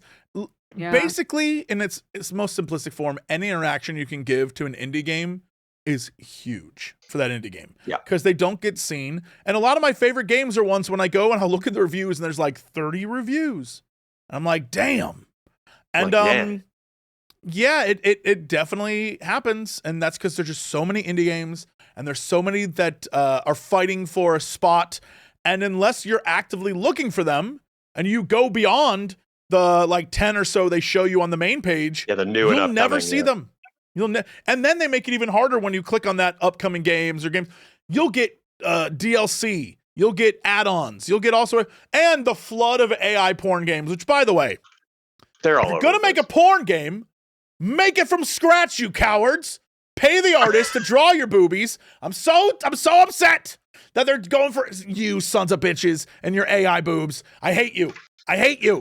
Pay an artist, they'll do it. There's plenty of artists out there who are trying to make nudies. Why are you ruining it for them? You're ruining it for all of us. Let them How draw. dare you? Let them draw boobies. Yeah. Let them draw. They'll do it for cheap. They just want to do it. Yes. They're not asking for high-end art world rates here. Yeah, and if you don't care about how good the art is, I'll do it for free. I will draw you some boobs. You heard it right here. Indie devs, call up Jesse Cox and ask for all little stick figures with round circles. Yeah. Yep, perfect. Oh, He is hello there. Yeah, for work. He'll even do the voice acting. Are you kidding? What a deal! Oh my gosh. Yeah. Get in here. A Incredible. Renaissance man. Oh, wow. Anyway, now that we've talked about 2D porn, wishlist people of note. Yeah. 100%. Wishlist that after that conversation. That's great. Mm-hmm. Which Final Fantasy, Jesse, is your favorite? Like let's not count 14. Let's say single player. Oh, I wouldn't. You can't count an MMO. Yeah. Dodger, what is it? I think Jesse's favorite is Final Fantasy VI. The greatest game ever made? Correct. Yes. Wow. 6 is great. I'm not going to disagree with that statement. I always vacillate. You can't. Between 6 and 9. I flip flop. Like whenever I played more recently, I'm like, that's the best one. And then I play 6 again. I'm like, no, that's the best one. Like I can't keep it straight. Hold on, let me find this. I just saw oh yeah, okay. So I saw an article that said 77% of Final Fantasy VII Rebirth players were 30 or older, according to a Square Enix analyst. Yeah. And then I saw that Yoshida was saying that Final Fantasy needs to reach a younger audience, and that it's not. And I had like an epiphany thinking about it. I almost was like, maybe I should make a video, but I got a podcast, so screw it. I'll just do it here. I think what's interesting about it is that, like all long-term franchise, and Final Fantasy has been around since I was a child, right? Yeah. So it's been around forever. Like all long-term things, the audience ages with it. Even like my YouTube channel. My YouTube, the average age of people watching me are 30-something. 13 to 18-year-olds do not give a shit about me. Like that just, it happens with time. And I think the thing that's unfortunate about Final Fantasy is, going back to the question you're asking of what is your favorite one, it's that usually everyone's favorite Final Fantasy is the first one they played. And it usually is one that other people are like, nah, that one's trash. I like this other one. And so if I'm just a 15-year-old looking to get into Final Fantasy, I don't know where to start. And everyone's going to tell me something different. And there's so many games, it's overwhelming. And I do not like 13, but I know many people who love 13. I think 6 is the best. I know many people who think 9 or 7. Hell, I have a friend who thinks 8's the best, right? And so all right, well, each person's one, wrong, but I hear you. agreed. Ben. So like, but Ben. but like there's everyone has their own different one they love. And so it's really hard to say to someone, play this or do this or enjoy this. And so the barrier of entry is very high. And then also, because Final Fantasy, which is, I love this about them, they take chances and everyone is a little different. And so you have the early games play a certain way, the like 5, 6, that plays a certain way, 7, 8, 9 play a certain way. You have 10, which comes in a different way. And then 11's an MMO.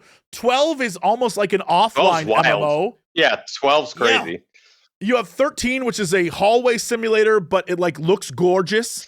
You have 14, which is an MMO. You have 15, which is like a giant open sprawling world boy band simulator. Yeah, boy band story. You have 16, which is, until they realized they needed to make an Final Fantasy game, almost Devil May Cry.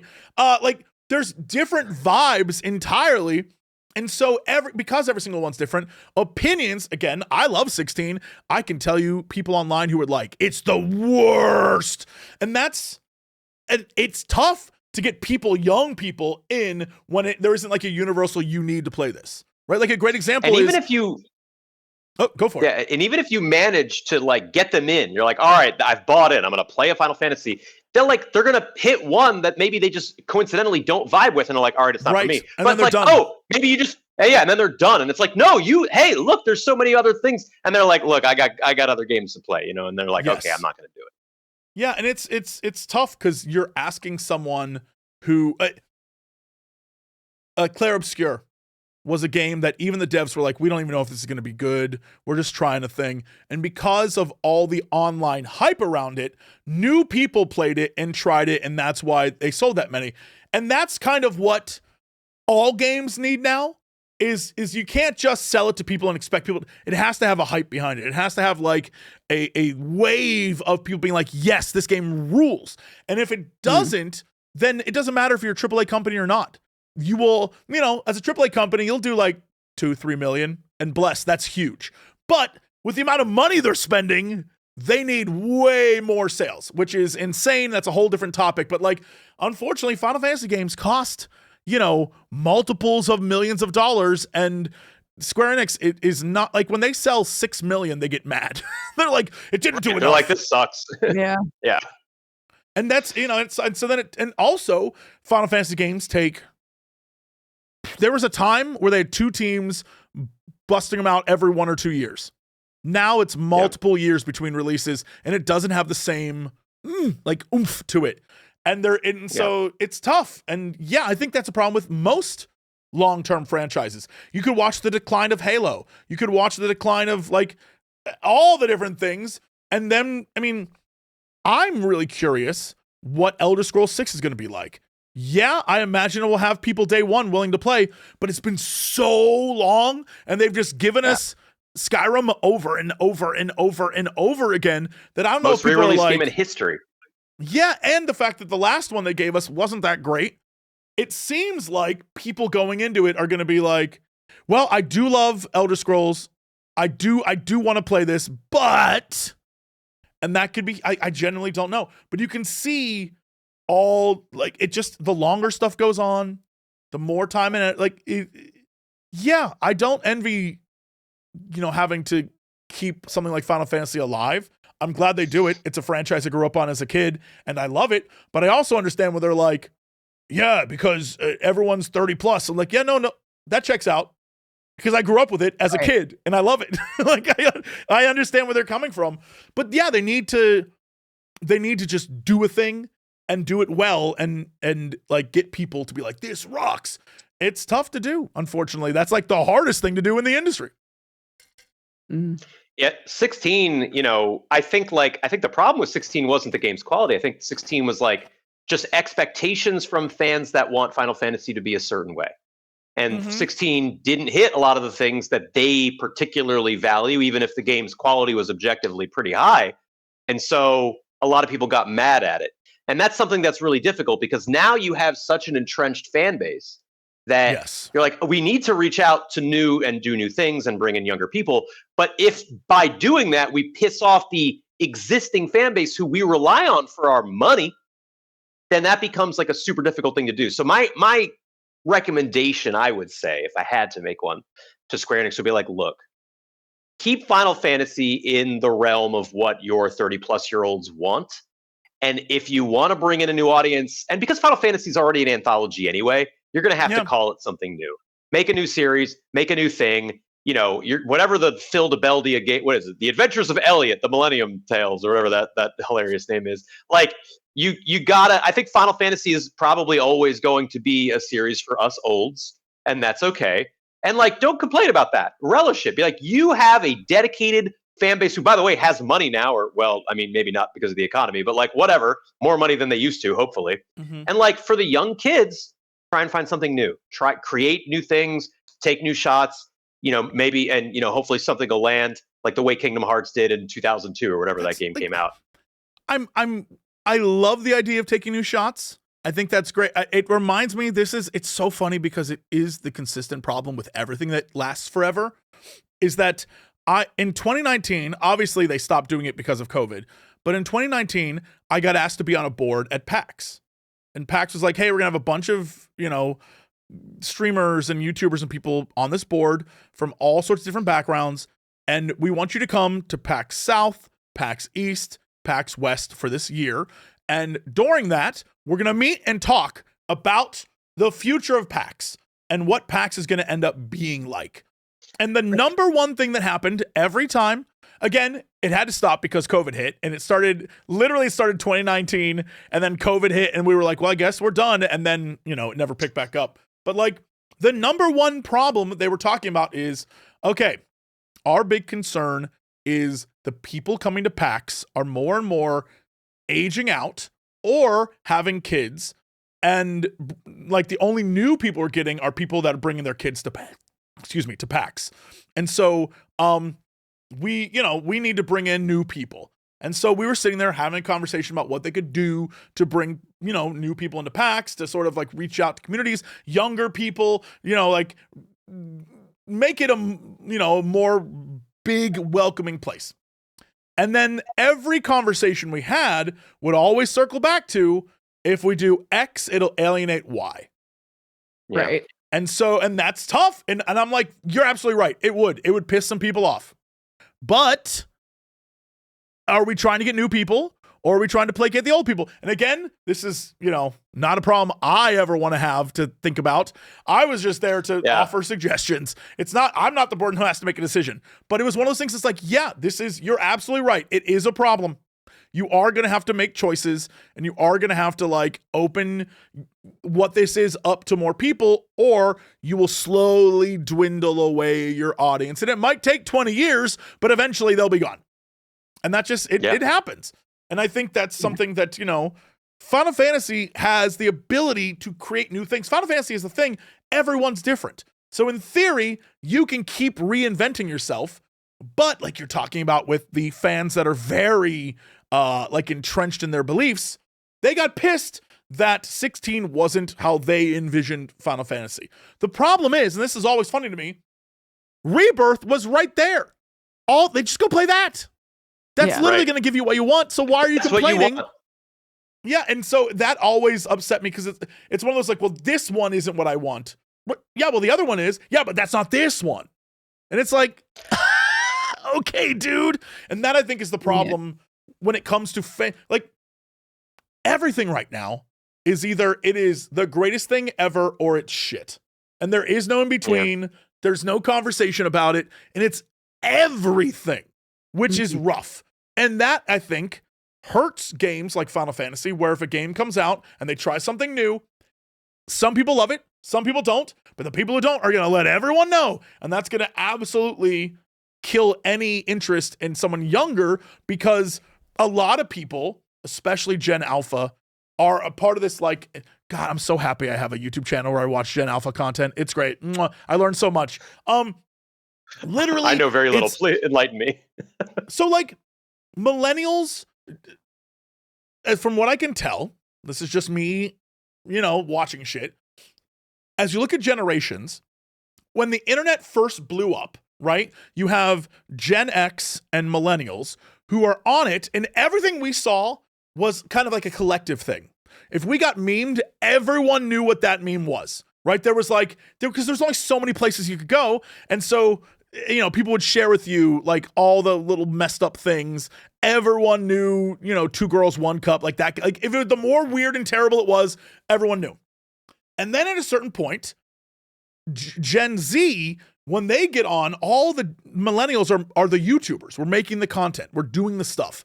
And so when they come on to watch, they now have 8 million things to watch.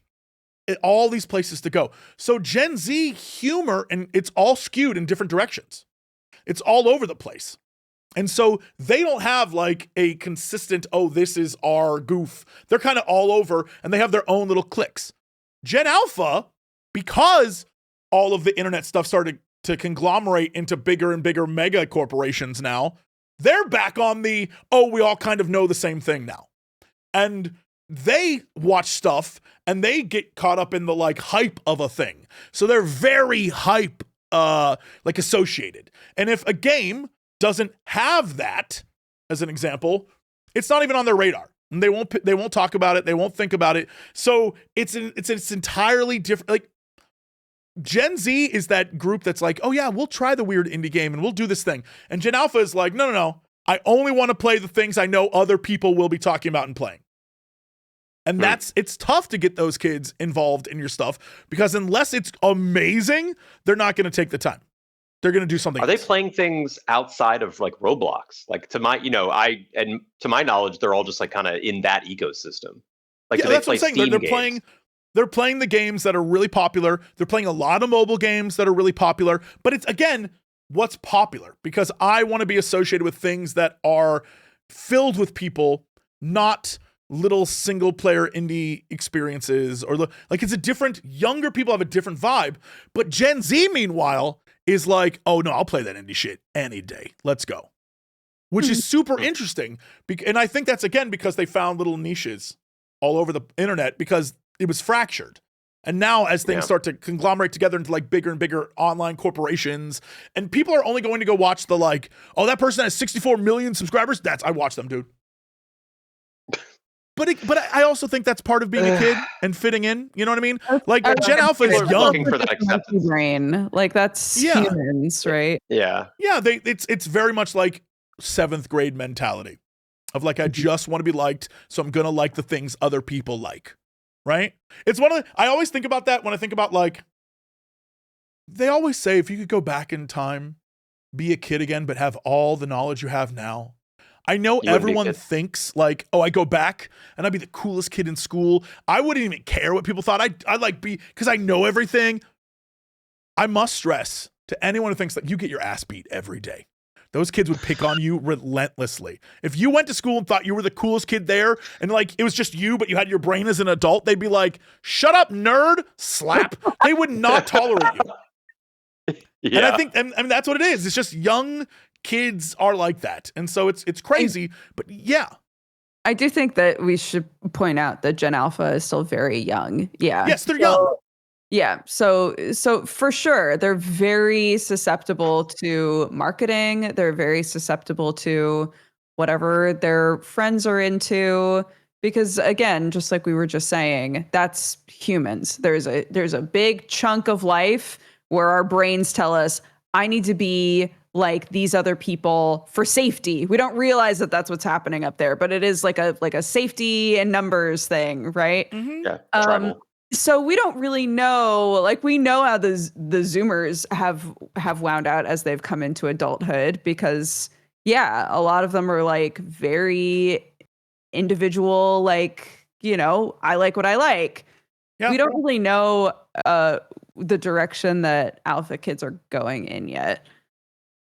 But it's you know, I think because they're young, the universal thing is young kid, let's say a 13-year-old, is going to see an 18, 20-year-old and say, that person is into something cool. I want to be more adult like them, so I want to be into that. And so I think that's why you have this conglomeration of like, oh, my favorite streamer is a big Roblox person, so I'm going to get into Roblox, right? It isn't necessarily about Roblox being amazing. That's kind of what they're focusing on. Like, all my friends love it. I love it. It's like, I don't know that you do, but you enjoy your friends loving it and you being a part of that, which is half the battle.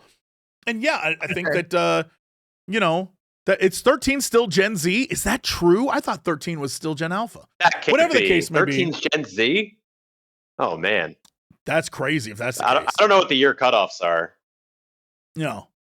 But I don't know that I believe that. But yeah, I think that there's an interesting thing to look at when it comes to Gen Z as purchasers and buyers, because they are very, like, watching anything they do, they are not, it feels a little Gen X-y where they're like, no, we don't mess with the big stuff. Like, you know what I mean? There's this vibe to it of like, no, I don't, the bigger the corporation, the less I mess with it. It's a little punk rock. Yeah. Yeah.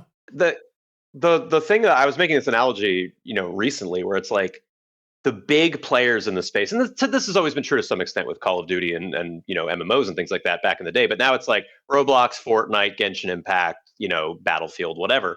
And it's like these large games are sucking up more and more of the nutrients of the game industry. They, like, I think I read last year that 84% of all minutes on Steam were on games that were not released last year. Or like, you know what I mean? Like, it was almost all older games. And like, to some extent, of course, that's always going to be true. I don't think it's ever going to be like more than 50%.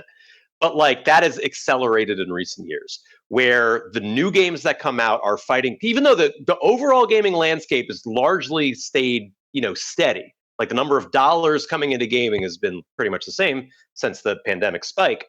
Like, the new games are fighting for an increasingly small percentage of that pie. And it's becoming very that's one of the reasons why we keep seeing all these layoffs. It's one of the reasons why we keep seeing games having trouble getting funding and things like that. And I you know, Fortnite recently, you know, we talked about this, and we don't need to get into like overtly negative news, but like Epic laid off 1,000 developers recently. And obviously, in a large sense, you know, that's I have friends that were let go. I feel awful for the people that were laid off. I feel awful for them. But like, in a sense, Fortnite is eventually going to go downhill. Even Roblox, as mighty as it seems today, is eventually going to go downhill. My hope is that, you know, Gen Z may be starting to drive more of the purchasing habits in the industry, allow some of those like in a forest, you know, those things are decaying to give rise to new life. Hopefully those will kind of come back to, I'm not even going to say small games. I think like ultimately there's too many games coming out for all of them to succeed, but even like the middle ground, where, and you know, Claire Obscure is probably at the upper end of this, but like the AA games, the games that cost 1 million or 2 million or 5 million, still great experiences, still polished, still going to get you a great time, but like not, you know, as you were mentioning, like Square Enix sells 6 million and it's like a failure. It's like, I want those games to exist, but if they cost $300 million to make, you're not going to have a great time. So I'm kind of hopeful that all these societal trends will kind of move toward a success somewhere in the middle where it's popular. There's a subreddit for it. People are talking. You can have a dedicated fandom. You don't need to sell 6 million. You can have a great time with 500,000 sold or 600,000 sold. That'll be a successful game. I love some of those. Are some of my favorite games of all time. The Ascension of El Shaddai. Anyone ever play that weird game? Like, I love that game. That Okami. Like, that's still a Capcom game, but like these sorts of experiences, like that's what I want in addition to kind of like right now to me, it's either like I'm playing Grand Theft Auto 6 or I'm playing, with all respect to the cool stained glass game. I mean, I'm going to go download it after this podcast is done. Like, or that one. You know what I mean? Yeah, I'm going to love it. But like, I just kind of want something a little closer in the middle. I'm with you. I have, for the longest time, said that like those AA games consistently impress me in a way that AAA hasn't in a while. And, indies hit and miss. So sometimes you get a good one, but like AA consistently, I'm like, yes, let's go. Yeah. You're even absolutely. In the like the more janky variety, it's like at least you tried a thing. At least you went for it and you had some money to do it. And like this was a hot take and I love it. Good work. AAAs need to sell so many that they can't like take risks and try new things. They're like, well, we have to go with the open world adventure and have our checklist of all our little Ubisoft, things. Like they have to, because if they don't sell 10 million, they're a failure.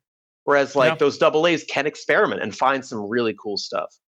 Honestly, that's like, if I had to do one final review of Crimson Desert, I absolutely believe it is a game where they said, pull as much from as many AAAs as we can and put it in this game.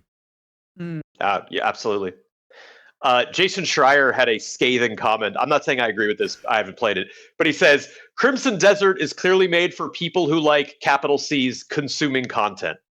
And of course, you guys are content creators, so please don't take that the wrong way. But like, to me, that game was not like, it was like, we're just going to flood you with stuff. Yeah. And it doesn't matter. Yeah, like we're just going to shove it at you. And if you like checking things off a list and you like telling all your friends that it has A, B, C, D, E all the way to Greek letters, it's going to be for you. If you want that sort of artistic, dedicated touch where there's like a lot of thought put into well-polished single mechanics, you're not really going to find that in Crimson Desert. And listen, I'm no shade to people who like the game. Honestly, not. Like that was a scathing quote. I think the game still has a lot to offer, but like to me, just personally as a consumer, Crimson Desert is not what I want. Like I want a stained glass game. I'm going in for this. I'm going to start pumping this around social media. Yeah. I think you're absolutely correct when it comes to Crimson Desert. The idea of like, it is a game that there is a lot to love in that game. They do some things that are really fun, but at its core, like they aren't trying to tell a good story. They aren't trying to make like one really memorable thing. They're trying to make it a sandbox to play in, and you can do whatever you want in it. And that is neat and cool. But like, at a certain point you realize like, oh, they took that from that game, and oh, that's from that game, and oh, that's from that game. And it's like, if you enjoy it, awesome. But like, it really came across as like, I'm kind of bored. What's that syndrome quote? If everyone's special, no one is. If everything's special, nothing is. Like, pick a lane, guys. Like there's so much you can do, but at a certain point, it hits that kind of like, I'm overwhelmed with the amount I can do, and there's nothing pushing me forward. All I'm doing is exploring and looking around. I can do that outside my house. Like, it's like, all right. Yeah, very dangerous area outside Jesse's house. I should just point out, please wear some armor when you go out, Jesse. But no, it's terrible. You don't want to come near where I live. Awful. There's robot bees flying around. It's terrible. Don't come near me. It's terrible out there. Yeah.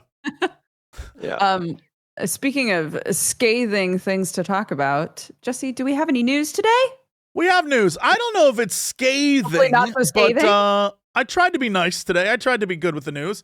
So, okay. First off, right now, speaking of Pokopia, which we talked about, if you are in London, England, I don't know what that voice was. No. London, England. Yep. I live in the UK. I live there. Yeah. If you're a Pokemon fan and you want to get some Insta photos, there's a new Pokemon Pokopia themed space in Acton, which is free for fans to go to. There's Pokestops. There's like a fun little gym thing. You can go around and take photos with all the different Pokemon. It's very cute. I think it lasts like through the summer. So if you want to go and stop there and check it out, by all means, I'm sure they'll sell you all sorts of weird, fun little things. But I love little immersive stuff like that when it comes to video game things. For some reason, it always happens in London. You think it would happen in LA once or twice? Never. Not once. London, every time. The EU, the UK teams of video games are incredible. They're doing great. They're doing great. They're just wonderful. While we're on the subject of Pokemon, very interesting thing just happened. So, as I think many of you should recall, Nintendo was like, hey, we want to make a patent where we are the only people that can have the right to summon characters to make them battle. Yeah. Yeah. So, and that was last September. Nintendo was granted this US patent, which covered the action of summoning another character and making them battle on your behalf. Well, and I will simply just give a shout out to Video Game Chronicle. Go there and read the full article. It's actually really detailed and super interesting. But anyway, immediately after this patent was, accepted, the patent office director, John A. Squires, ordered a re-examination of the patent. And this is the first time since 2012 that a director has personally done this for another company. And so basically, dude was like, so this may be an invalid patent. And it's super interesting why. So apparently, all 26 claims have been rejected in this patent.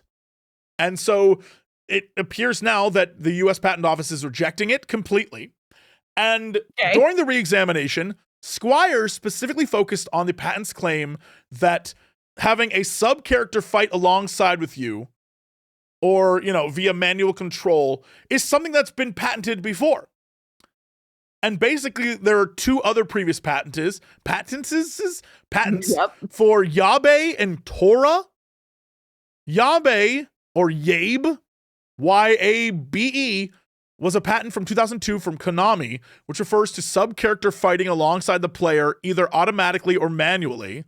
And Tora is a patent from 2020 from Nintendo itself, which refers to sub-characters who battle alongside the player.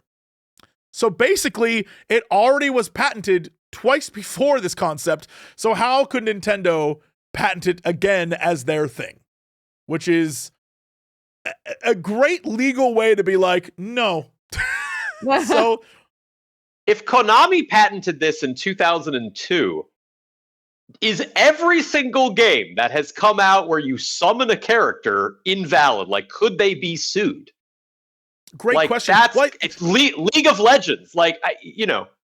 So the way that I understand it is the only way a patent really can be enforced is you're litigious as shit.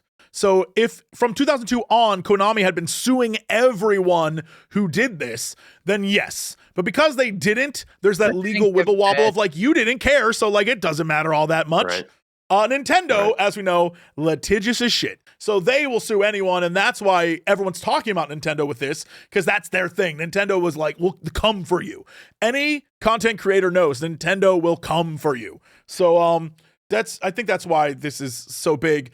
But Nintendo, even though this is the current final decision, it's not really the final decision. Nintendo has 2 months to respond and appeal, and so we'll see what happens. But as of right now, technically, Pow World can still do what Pow World does, I guess. Great. So here we are. Speaking of Nintendo, while we're talking Nintendo, the Super Mario Galaxy movie released this week. We talked about it a little bit. Obviously, it's going to make a fortune. I mentioned the jingling keys thing because I thought that was really funny. But with that said, most of the reviews are like, yo, there isn't even a story. I don't know what this is. All the characters you thought you were going to see are barely in the movie. It's whatever. It's just like a scene after scene after scene. With that said, everyone I know who went and saw it was like, dude, that movie rocked. So I'll leave it at that and let it be what it is. It's clearly one for fans. fun Mario slop. That's what the first one was. Mario slop. Yeah. Mario slop is exactly how I describe it. And look, I will say that it's not bad. I don't think it's bad. I just was like either so overwhelmed or so like there's nothing to follow here and just fell asleep. I genuinely don't know how the first one ends. I cannot tell you. I do not know. And so I have no investment in this, but like honestly, if it's good, great. I'll end up watching it on a plane and probably fall asleep again. Falling asleep, yeah. Yeah.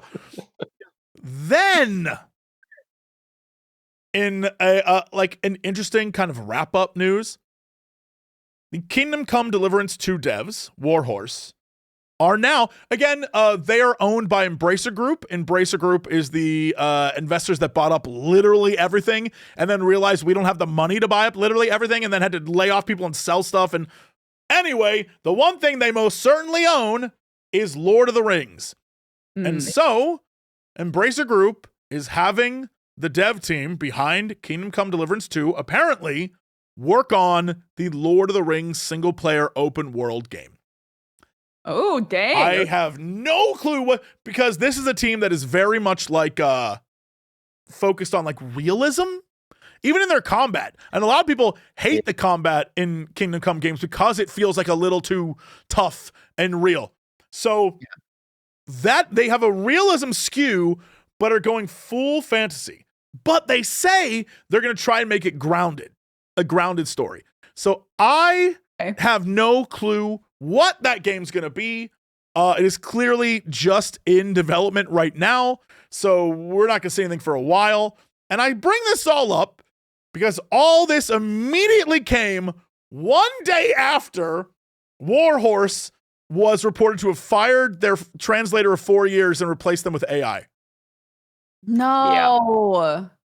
So I'm not the if they say if you don't have something nice to say, don't say it at all. But maybe not the biggest fans of that dev team. Not to say anything about the quality of the game. I think John Blow is a knob, but The Witness is an incredible game. So Yep. That's so that's we'll see. We'll see. My hopes are high because I would just like a good game. I think my hopes are high with all games. I love good games, and I would love this for this to be a good game. Will it? I don't know. This feels way outside their wheelhouse. It feels like something that I don't know this dev team has experience with, but I'm excited to see them try to do like the Dark Knight trilogy with Lord of the Rings. You know what I mean? Like a more grounded. I wonder what that would be like. I would love to know what that would be like.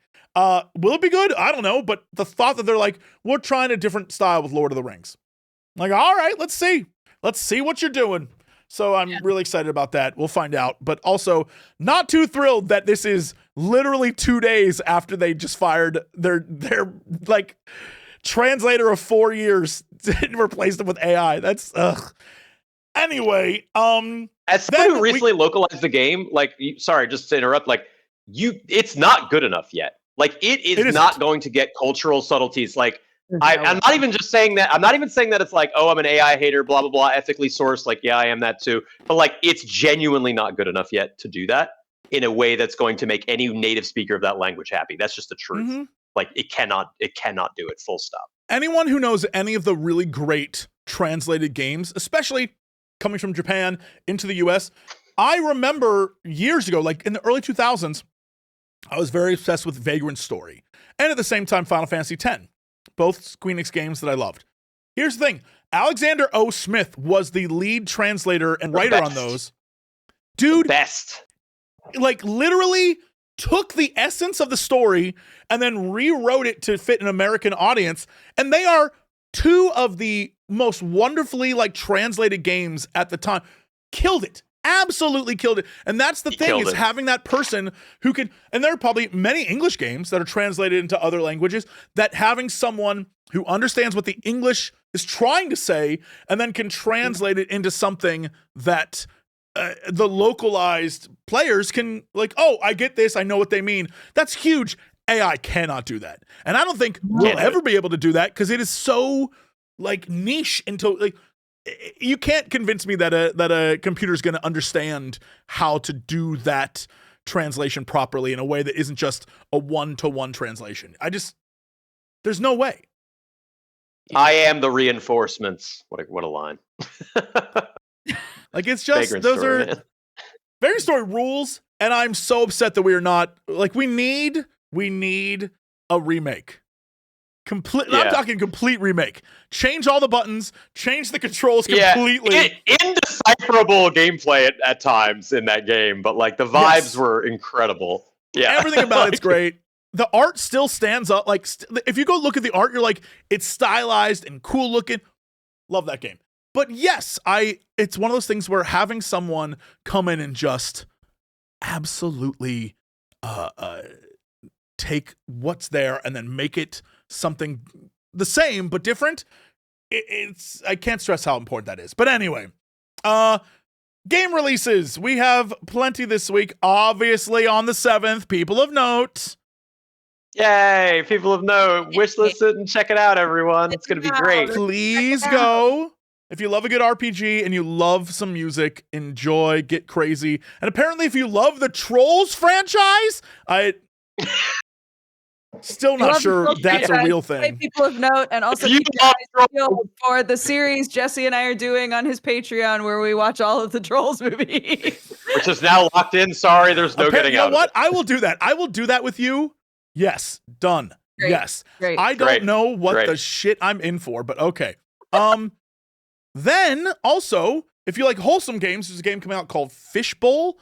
I actually think it's out right now. It is a game. It's kind of like about grief and hope.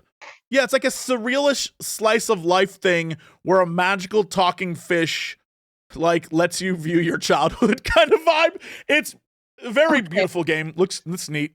Then a game that is designed for Dodger completely and totally. A Planet Full of Cats.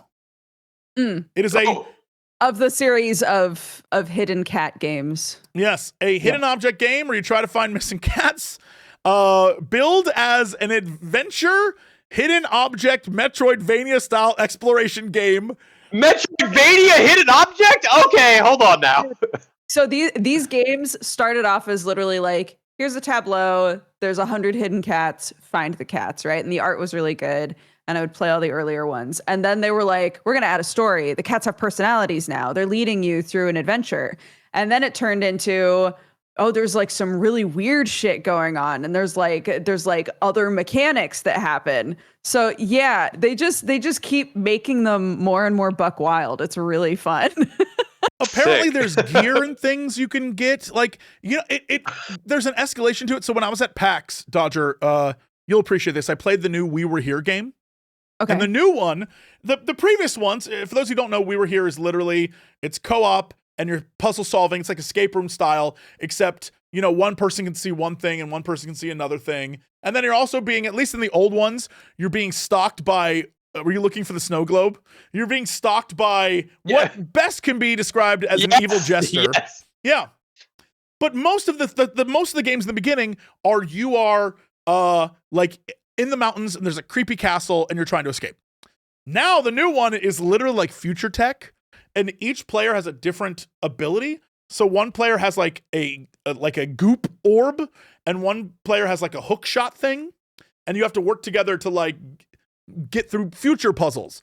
And it's that kind of thing that I thought was very funny, where it's the same thing as the cat game, where they just keep adding new things every time to make it a little different. But it's still the same game, but there's like, you know, the fact that in Planet Full of Cats, there are items you can get and gear you can get in a hidden object game, which is crazy to me.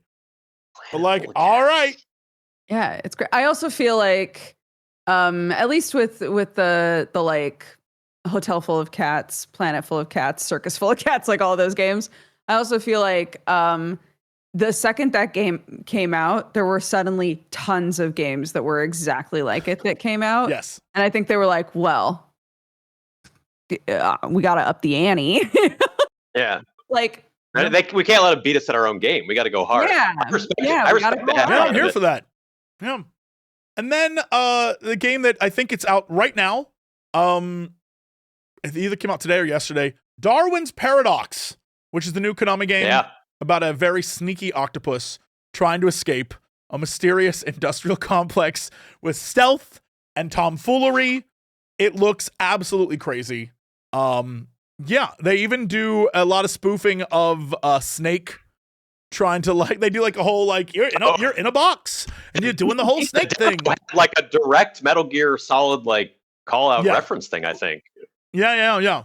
So it visually, if you haven't seen the trailer, all I'll say is go watch the trailer. It looks incredible.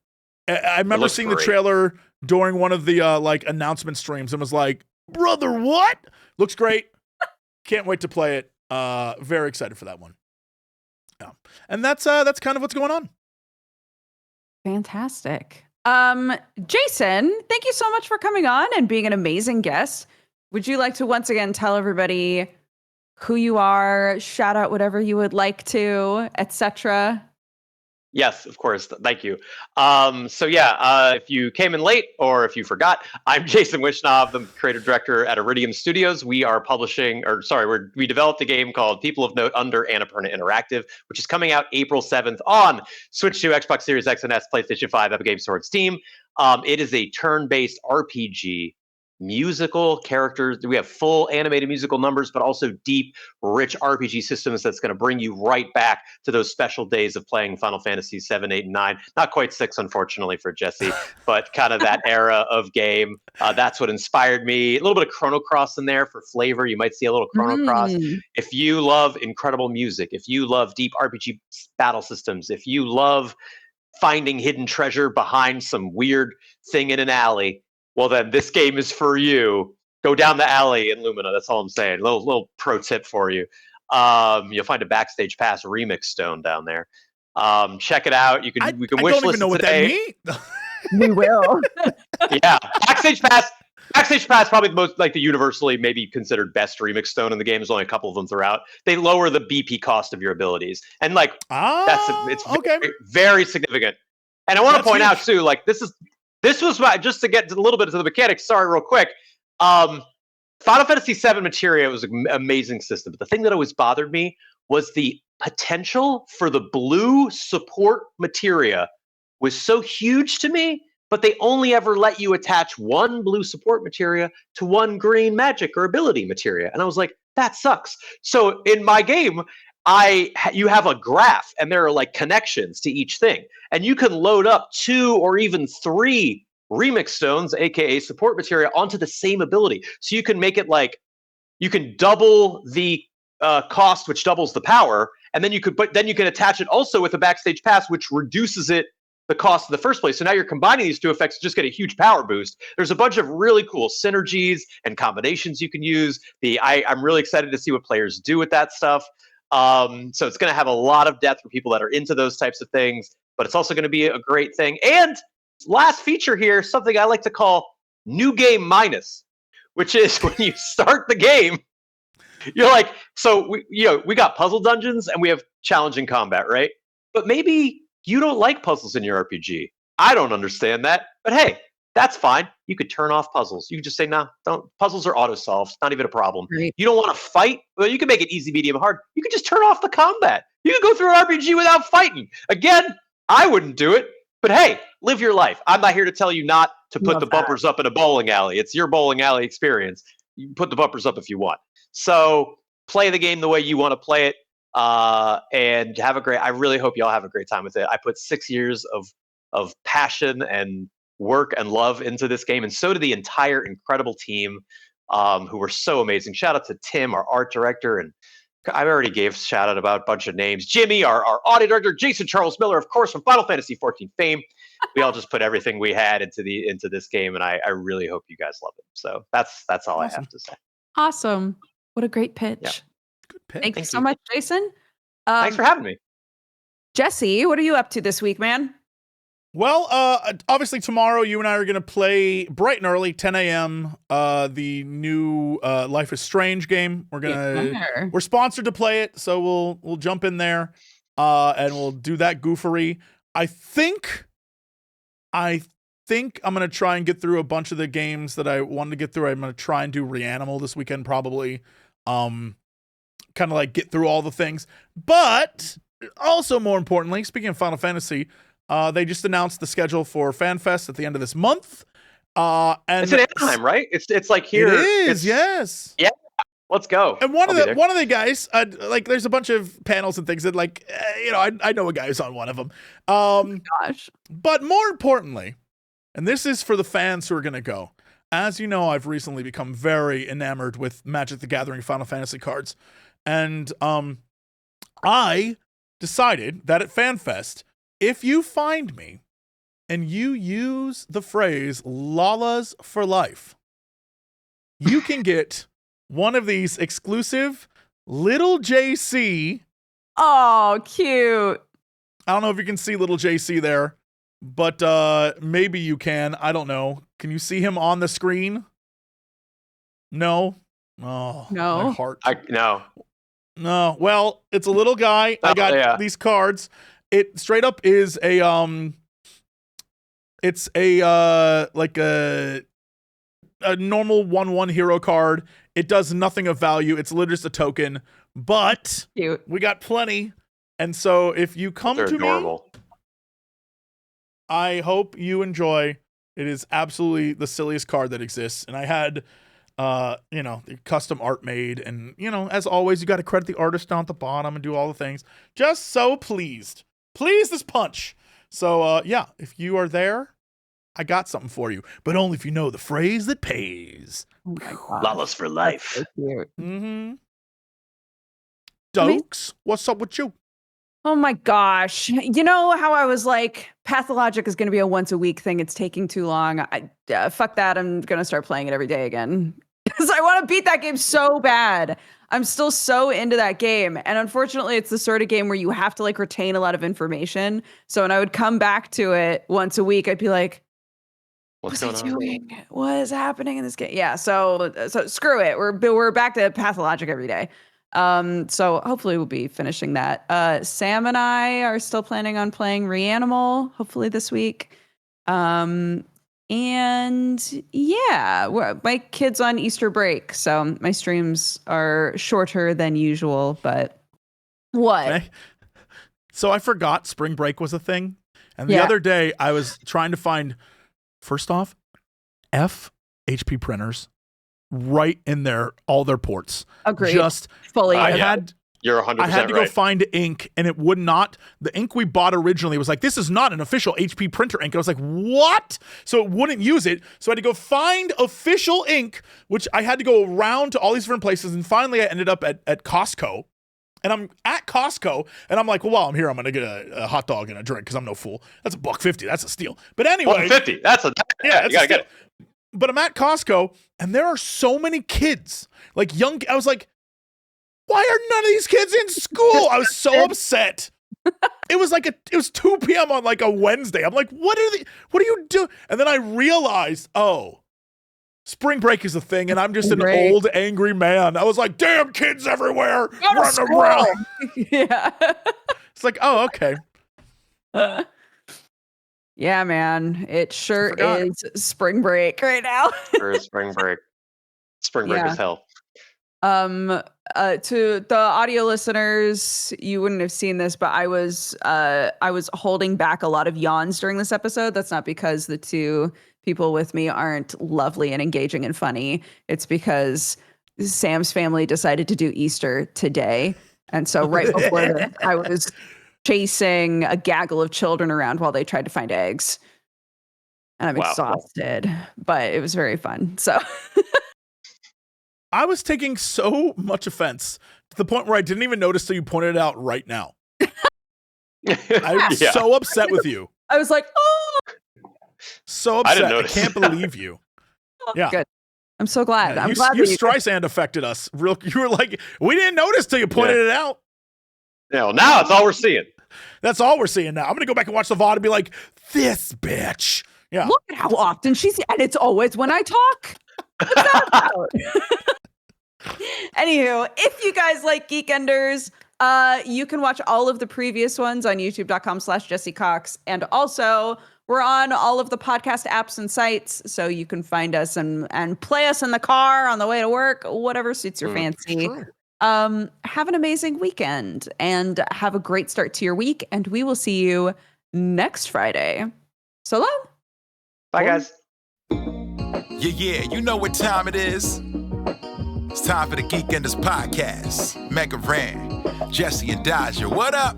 Let's go. Yo, it's the weekend. Yeah, it's time to geek out. Let it begin. Go on, stream and shout. It's Jesse and Dodger, so give them a follow and see what the Geekenders are all about. Yo, it's the weekend. Yeah, it's time to geek out. Let it begin. Go on, stream and shout. It's Jesse and Dodger, so give them a follow. #1 geek podcast, without a doubt. Yo, another end of another long week. Got a job and a kid, I know that you all beat. So take a second, grab a drink and vibe while we catch you up in just a matter of time. On gaming, comics, whatever you're doing. If you're nerdy like us, then you know you should tune in. Thank you for sharing our world with us. Now follow, subscribe, and turn this up. Yo, it's the weekend. Yeah, it's time to geek out. Let it begin. Go on, stream and shout. It's Jesse and Dodger, so give them a follow. #1 geek podcast, without a doubt.